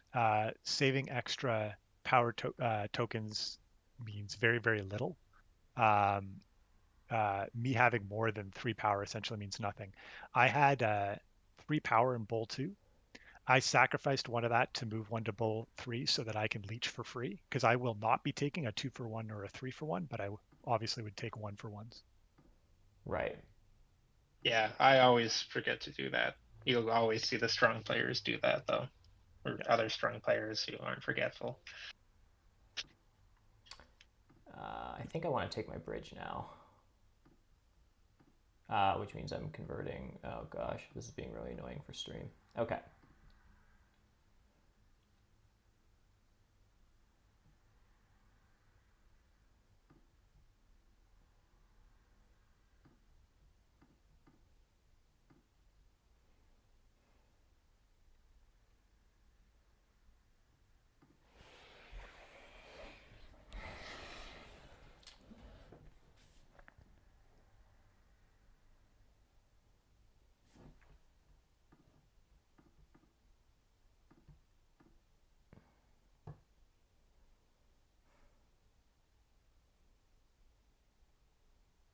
It's gonna be the lamest fire 2.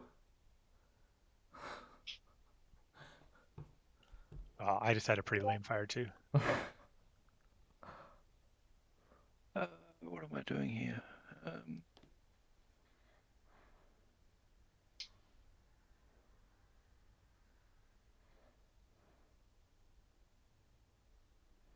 I don't actually know if the third town is worth it. I mean, I could just double dig B1, like get rid of the town, get rid of the sanctuary. Like I could just double Not dig B. about whether it's worth it. It's what the people want to Yeah, like yeah. If I can four town, I'm just gonna four town. How often do you get a chance to four town? Come on. Not that often. And if it's wrong, it's not wrong by a lot. There's a very good chance it's the right line. You get to four town in games where you're 2 temple, 2 trading post, dwelling, coin town, end of round 2. Yeah. Oh, so sick. Yeah. So sick. On a 30-point faction. Yeah.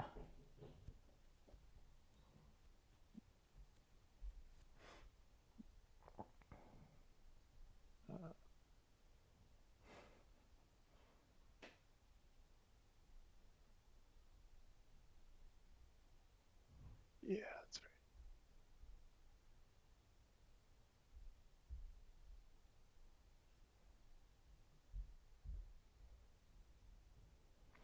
How many more towns are coming in? Swarmlings are done. Alchemists. Swarmlings are not done. Not done towning? No, they have another town coming in. They are building a landscape and a trading post to get to 12 in the east, so they have another town coming. Yeah, right, in the east, yeah. That's why I took Fire 2. I wouldn't have taken Fire 2. Of course. Otherwise.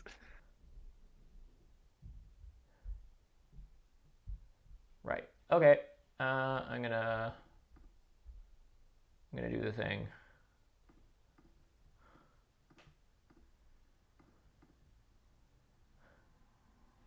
Do I even know if this is enough resources? I don't actually. I'm tired. Is it okay that I don't actually know if this is going to work? It's fine. You just assume I don't know. It's fine. Someone will give me some leech. It's probably okay. Might super not be fine. Ugh. I guess you're just digging that yellow real quick. Work. Maybe. Maybe they don't have enough resources left.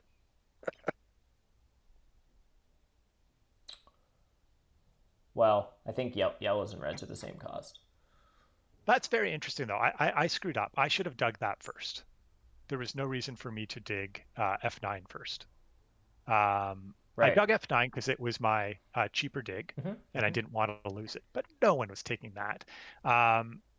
And Fakirs did not have an extra edge dig if I take that away from them. Right. Interesting. Yeah, so I screwed up.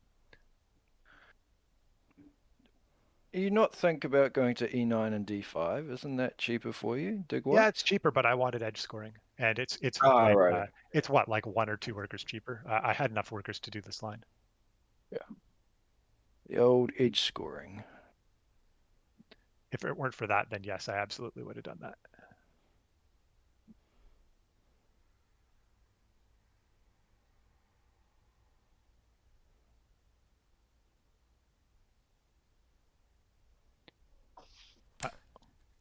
Yeah, so I don't have enough for the town.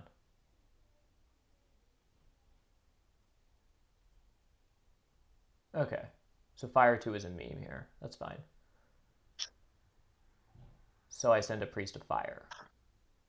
Right? Because I need 2 more workers for my structures. I needed single dig, so I can get double dig if I do, cult step fire or whatever, some annoying stupid stuff.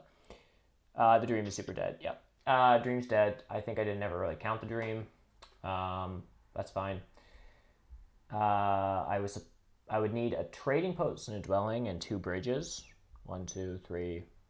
Wait, 1, 2, 3, 4. Nope, dream is alive. Engineers' buildings are cheaper, which is why they're a good faction. So I should not count them like they're dwarves. I need a trading post and a dwelling, which is 2 workers, and then 2 more bridges. And double dig, which is 6 workers. And I have 6 workers, and I have double dig when I use my cult step on fire and allow swarmlings to take the water cult. Yeah. So we'll just continue with sunk cost fallacy. Yeah. I can't imagine you don't have enough resources for a town. Yeah, it's just late and I'm not, counting. Fair. If it looks like you're chasing me on water, then is there are you 2-key here? Maybe you 2-key. So for 2-key to be better, I have to get 9 points out of those cults. Uh-huh. I don't think I'm getting 9 points out of the cults. Yeah. The problem is so then if you will okay. The math might change. I mean, right now. It's that or a power town. Yeah, now the math might change if TerraSteel takes the 11 VP town. Right, and then I'm taking a 7-point ship town. Yeah. I mean, it's Yeah. got to be 11 points. Yeah, it's 11 I points. mean, I would have liked the priest town probably a bit better, but yeah, I don't think 2-key town is worth 11 points for me. 6, 8, 4. I mean, what So else? The power town is essentially a 4 coins. 7 and a third point town. Uh-huh. So am I getting 5.5 points out of the 2-key town? Maybe not. Well, you get a point on fakirs. There's a chance I'm winning water anyway, a very good chance. Yeah. I don't think it is. I don't know, unless I 2-key. But it's hard to count it like that because I also have to pay the 7 VP. So people talk about the swings on cult towns like they're in a vacuum, but like it's also not the worst thing in the world for me to pay 7 VP to then win water. I don't know. I think one of us ends up probably taking it. I don't know. Water, I don't know. That's close. Man, 11 VP was just so much clearly better for me. Oh yeah. 6. So the power town is better than the ship town, just hands down. Yeah. Yeah. Totally. It's just more points. victory points. Because I have the resources to get full shipping already. So 1, 2, 3, 4. Yeah. Yeah, you'd be paying 2 victory points for a priest. Yeah. With a ship so down. then maybe I do this. 5, I'm gonna have enough. Yeah, so I do this now, I guess. Okay, is anyone about to town? Alchemists are done their towns. I'm about to in approximately 4 moves. Yeah, okay, so I'll do this. Yeah, I think you're safe. Everyone's being mean and not giving me a free leech. So you guys are not very nice to me. There, take that table. Look at that bridge. All right.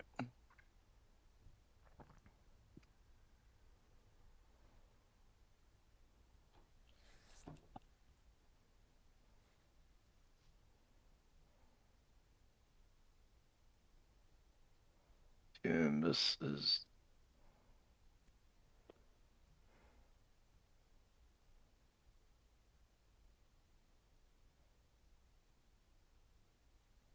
all right. That's my game done.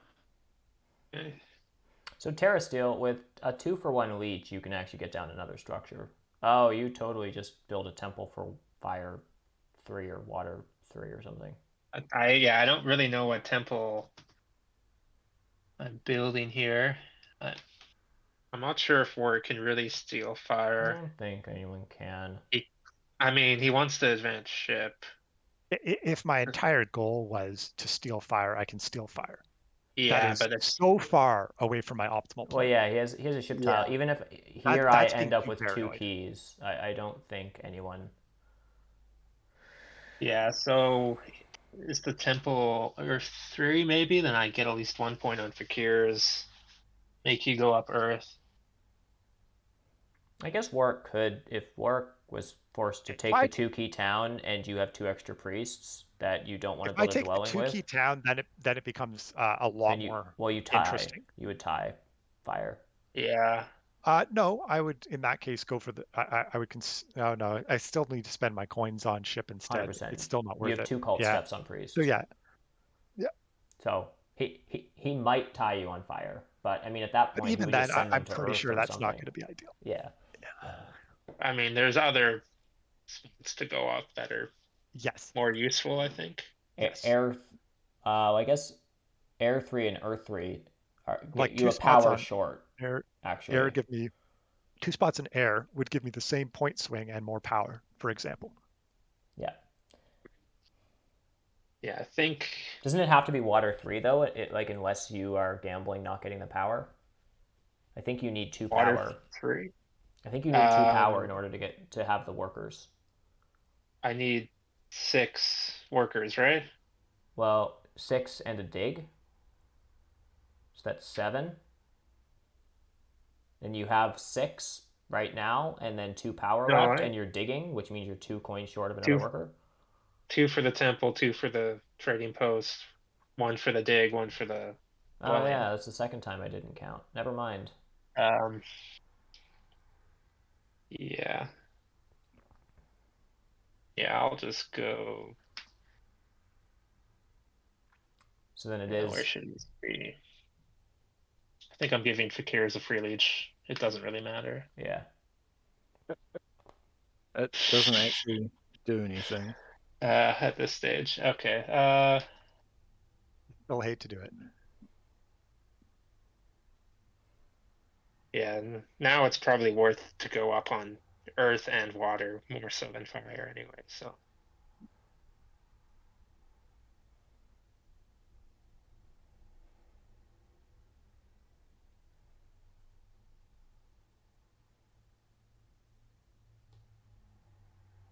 Huh. So the Tukey town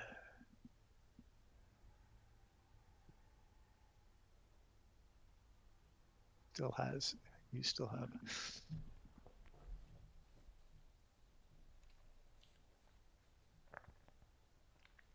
So you must be beating this, eh? You must be winning this, eh, Terra? You're winning. You're tying a network and winning edge scoring, and you have a cult and a pass tile. Yeah. I think a 150 Well, something. You want me to do the math? Not That's really. not gonna happen. Yeah, I was hoping you would just guesstimate. I'm not sure. Watch me call. I don't. I mean, you do have a few more called points, but yeah, have more in-game scoring. Yeah, me getting locked out of a pass tile was pretty gross.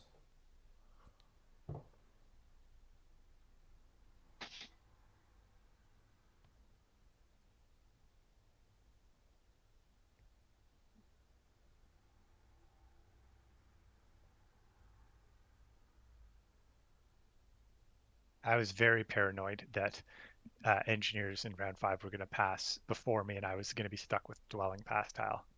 It was worth passing a little early to secure that ship down in the 2-worker opening action for me.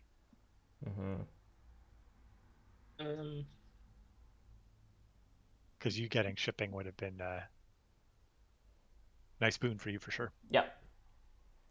Yeah, because I don't think I'll use the coins at all. So it's just a resource point and a cult step. So it's probably a 2-point pass tile versus like everything else is 8. So it's sort of a 6-point kind of thing. Which it isn't always with pass tiles. People complain about getting blocked on them when you're like, coin short and you can, you end up getting 7 coins as like, and you need them. But this is one of those games where actually the pass tile was probably just straight up like 6 points better to get any of these pass tiles. I got a leech somewhere. Sweet. Did you need it? I just had to give it to you or Aaron. I just thought. Why give it to Weber? Yeah. Yeah. I need 1, 2, 3. So you have 2 priests, 2 coins, 3 workers left after you. Yeah, you do have a lot of doing that. I have a few options, but this is happening regardless. So I'm going to do this and then see where we're at. I mean, you can get out 2 more dwellings or something. I don't know. I can, if that's what I want to do, I can. Yeah, where's this other spade going? There's nothing I can do to be annoying to anyone. You just want I6 and I5, right? As swarm links. There. Like this the most points. Yeah, that's what I'm looking at. I The mean, other option. I'm about to take I5. Just Might as well. dug you a hex, Smoo. It's all yours. Oh, thanks, bro. Yeah, you're welcome. Got you.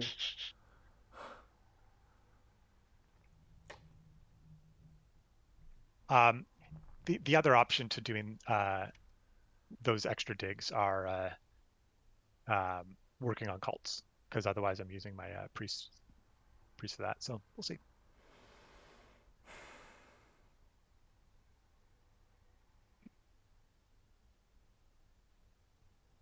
So the 2-key town is worth 6 points to me plus swing. I guess I'm actually taking a 2-key town. That is bonkers weird. It's, I don't know what work's doing. Let's pretend work and I don't do anything on water. Then it's 2 points. And it's a point on fire and it's a point on air. So that's 1, 2, 3, 4 points. And maybe a resource point at the end of the game. So it's a 6-point town versus power town, which is 7, and a ship. So, but I don't know what work's doing. So like might have an extra priest to do something weird with. So I guess I'm just taking a 2-key town literally as my last move. This seems really bad. But there it is, folks. You take so many points from me doing that. Yeah, that was really, yeah, that was annoying. That's 4 points from me. That basically solely attacked me. Oh, Power Town lets me build a temple for Water 3. So I could have, Actually, oh no, you wouldn't been able to do that. Water 2 would have actually been better. Yeah, maybe a Water 2, a Step on Fire looks nice here. Yeah. Yeah, so then maybe I would have, yeah, that was probably better. We'll see.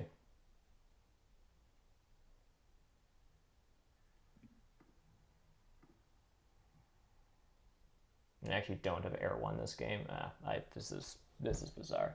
Anyhow, 4 towns was probably not correct. Passing early or something, I don't know. No. What have I got here? So, okay, I need to count edge scoring. So yellow is at 6. Yep. Gray is at 1, 2, 3, 4. All right, so I can get to 7. That's going to be probably my canist. They have to be connected, though. Yeah, you're. Oh, short. crap. I forgot about the connected. Yeah. I completely forgot about that. Yeah, I see. Ugh.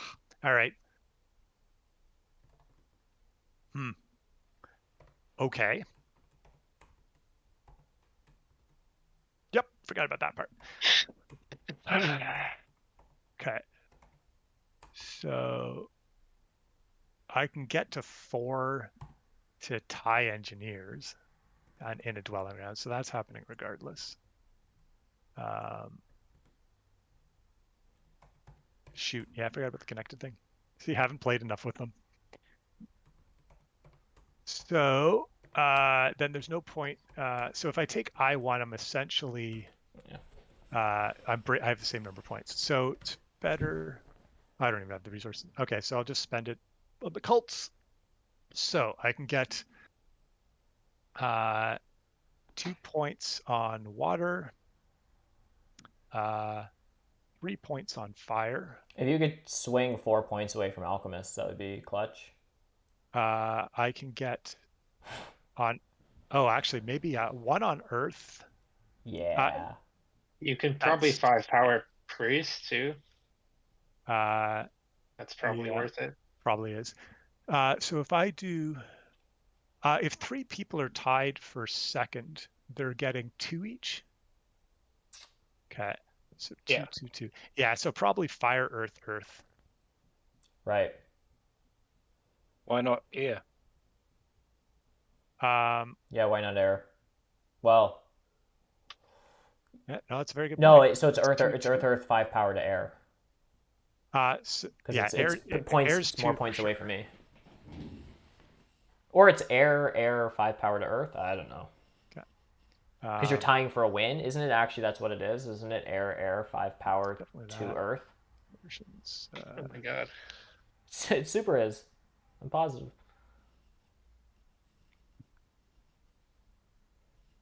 That gets me 6. This is the least enjoyable part of the game. Yeah. in I'm my terrible opinion. at this stuff, like calculating Just end-game swing. end of game cult fight math. Just Yeah, because it's... All right. Yeah. And it's got to be fire gets me from 1 to 3. uh, So 3. 2 points. So and I get the 2. So it's the same. Fire and air are the same. I guess what happens when people with three people split the bottom 2? Oh, it's 2 points each.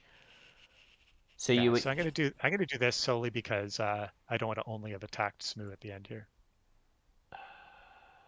Actually, on second thought, I'm going to specifically attack Smoo because he's the only one I at least have a chance. Isn't Earth better? I don't actually want Earth gets... Are they all the same? Drags Fakirs and all 2 Alchemists down points? by a point and brings you up by 2. So it's a... I think fire, earth, and air all bring them up by 2. They're all 2. It's who I'm. So you're I'm taking attacking more points away from. Well, and you I'm can gonna attack Smoo entirely, a little bit of Smoo and a little bit of me.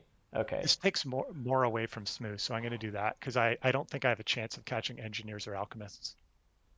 Yeah. I think you got this one, TerraSteel, by several points on me. Just because of the end game scoring. Yeah. Oh, I can't believe I forgot about connection. In that case, I 100% should have started I3. Oh, sorry, I didn't realize I had a button to push. Even with a pass tile, I think the way I win this is if I get a pass tile and give up the third town, maybe. I don't know. The third town was pretty rough. You mean the fourth town? Fourth town. I mean, the weird thing about the fourth town is, like, I was probably just building bridges anyhow, and if I'm going to build those bridges, was it that much worse? I mean, the difference is, like, if I just dug B1 earlier or something and got an extra, like, it would have been 3 extra points. I don't know. Maybe it wasn't that me being silly.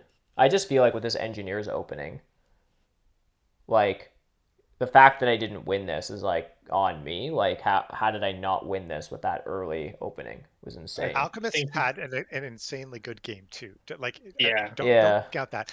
Alchemist that gets full worker production at the end of round 2 and builds both big buildings in round 3 with the big building bonus, it does not get better than that as Alchemists either.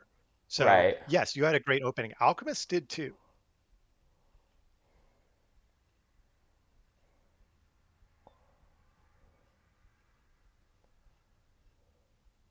Great, very, very well played game by both of you. Yeah, these scores were pretty high. Now, I mean, there was just, 18-12. And I mean, I guess the weird thing about my game is I didn't score in any of the end games. So if this wasn't a fire and ice scoring, this was just a 174-point engineer game. You got 3 points fire and ice. Oh, I did get 3 points fire and ice. So 171-point engineer game? Yeah, Still now not it's trash. shouting? Yeah. Which is why, like, how did I not beat you, It's just the rivalry. It's like, of all the games for me not to beat you, from my perspective, this game just seemed silly. But... Well, put it this way, without fire and ice, you crush him, right? Yeah, I guess it's just... Like, then the beating would be 10 points different or something. Yeah, you win by 9 points with fire and ice. If there's no fire and ice scoring, you don't get to play engineers for 30 with no color neighbors. No. That's the other piece though. Is it's not is like you do have to kind of include the fire and ice scoring because the auction would have been different for sure. But yes, I get your guys' point. I think like a pass style in the last round would have been very juicy for me, obviously, but you can't always have everything. You must have gotten a lot of pass tile points this game, TerraSteel? Did you ever not have a pass tile? I think round 2 and on, I think I had one. I had 218 victory points awarded. That's 42 from bonus cards, 53 from favors. Wow, those are so And high. I only had 16 from bonus cards. Because I guess the thing is that I had the trading post tile in the trading post round and the dwelling tile in the dwelling round, that felt very good, but actually that inflated my sense of pass tile points throughout the game. That was not, like, that lined up quite nicely, but it was just 2 rounds. Like, it was just 8 and 8, which actually isn't that big of a pass tile game. Because, like, I was, I forget what I started on. 4 coins in a cult step into a priest and a coin into the dwelling scoring, or into the TP scoring into the dwelling scoring, like something like that. I had the big building tile, so I was mainly just grabbing economy and then had call coins twice. So I guess that was a thing. A third pass tile with points was definitely needed. Yeah, well, I maxed out all my pass tiles too, I think. Right, you were just... Shipping twice, big building twice, TP once. And the TP was for 8 as well, because I think so, yeah. You went up to 8. You built 2 TPs in round 4, but then when you passed on to the dwelling round, you got the other 2 out. Yeah, that's 9, 8, monster. 9, 8, 8, yeah. And then you got 3 towns that were fairly high victory points, like 3 towns for 25. Yeah, two worker towns and an 11-pointer. And an 11-pointer. So you and I had the same amount of town points. I had an extra town, but those points basically went to the cult scoring because that was a 2 key, so I had 7 more cult points. Mm-hmm. Yeah. What else is interesting to look at? Leech here. I lost 17 VP to Leech, who had really good Leech. I guess Smoo didn't... I'm looking at the VP loss, which is sort of a proxy. What's the actual power gain through structures? Oh yeah, no, Smoo, you did have good Leech this game, 42. Well, yeah, remember we talked about that at the start, how much he was going to get. Didn't make up for the poor starting pass tiles. No, for sure. Yeah, ending Temple trading post round 1 is kind of rough. But Warwick, you didn't have very good power this game. You got 19 Leech all game. No, I got a little power first turn, and then no one built ever in the West until like I was being offered 6 for 5, and nothing else happened in the center. I got the double spade action 4 times. That's fun. Yeah, that's for sure. I think in hindsight, that single spade I took in round 1 to secure F8 to get the town there, I think just letting that become an abandoned stronghold probably was a better line. Make a couple towns out west probably is stronger, and using that power more efficiently. Yeah, it's always a trick with swarmings, because like either way it's the same fight if you start G2 or B1. It's basically like a race against gray to E2, because that's sort of your connection hex to sort of join the northwest and southwest into one. The advantage of abandoning the stronghold with fire and ice, though, is I actually can compete on that. Whereas right. I completely forgot they had to be connected. You shouldn't develop on both sides of the board. You really needed to go for the I2 to I5 stretch. Yeah. So starting I3 and F7, abandoning the F7 stronghold, and then winning the race to I2, and then building out west. I think that was a stronger line. Right. I guess it's that, or do you go I1 up to E2, bridge, and go up to A1, and you just demolish that entire western side of the map? I see, like, either of those is fine. Yeah. Is there a way that you can beat me this game if you just focus on developing your structures on the western side of the board? You beating me to E2, like, E2 was open for a long time. I was just able to, like, get over there, as opposed to you taking E2 and taking C2, and then my, bridge and town dreams over there are crushed. Yeah, I just couldn't get there fast enough. My economy was in shambles. Yeah. I was originally planning to get there first. My plan was to build a single town in the east and then 2 towns in the west, going up to C2 and B1. But I didn't get digs early enough in the west, so I had to build extra trading posts in the east. So I was kind of forced for that to be my my second town spot. When I was talking about where that dig should be, and we decided on G9, if I'd thrown it on F1, it would have meant I could throw that trading post the next round there and not have to overbuild in the east. I can always get to G9 through a bridge later anyway. So I made some mistakes that I could have optimized for sure. Mm-hmm. I really do. I never really considered starting I3, and that's certainly a very interesting start. The problem is it doesn't have the easy digs to that you have in the West. But I mean, if you mentioned double dig I4 and secure I5, that's all edge scoring now. You It's can probably true. still win the ace to I2. I think that probably was a better move. You're never losing the race to H2 if you get I2. So Yeah. No one's taking. No, for I don't know. sure. I like that a lot. Just abandon the stronghold, focus all your digs in that area. I would have got, those are my first 3 digs, the I4, I2. I think that was probably a smarter play. I see, because you get I2, you get H2 once you have advanced digs, and then you can actually bridge over to G2 and connect all. Exactly. Yeah, that makes a lot of sense. What about Smoo, TerraSteel? Do you guys have any sort of final thoughts as we wrap things up, or things you wanted to break down a little bit more in this game? Takeaways? I don't know. I just kind of had the perfect alchemist dream, early shipping, get those dwellings out, build 2 big buildings round 3. So Right. yeah, I had fun. Because your round 1 was build a temple for Earth 1, start on a priest, take a priest action, upgrade shipping, and build a dwelling. Like, it was temple 2 dwelling, Earth 1 end of round 1. But you Yeah, just got to. it was underwhelming round 1, but then everything Right. kind of went perfectly. Because the moment you passed on to ship VP and took a worker's action, that's all you needed. You already had the 3 ship. And then, Yeah. I mean, plus I got priest to fire, which was just 2 Right. workers later on, 8 power in the last round, and Yeah. 8 gold points. Yeah, for sure. This is pretty good. Right. When did you send that priest to fire? I think round 2 or 3. No, it was round 2. So you must have taken another priest action. You had enough leech that like you took priest in round 1 and priest and workers in round 2, so you had an extra priest to send to fire.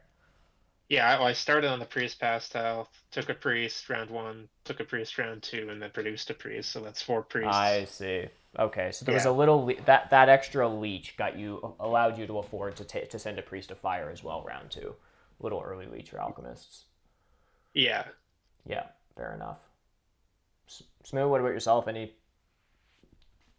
I was just looking at the round 1 and the replay again. Mhm. If Fakir start on the 3 power tile instead of the trading post with a worker, that so weird. They start with what 7-5, so 3 power gets them to 5-8, and so if they upgrade a trading post as the first action of the game, they can get double dig on the second action, which would have been a lot better than what ended up happening. That's But that's what I was thinking kind of.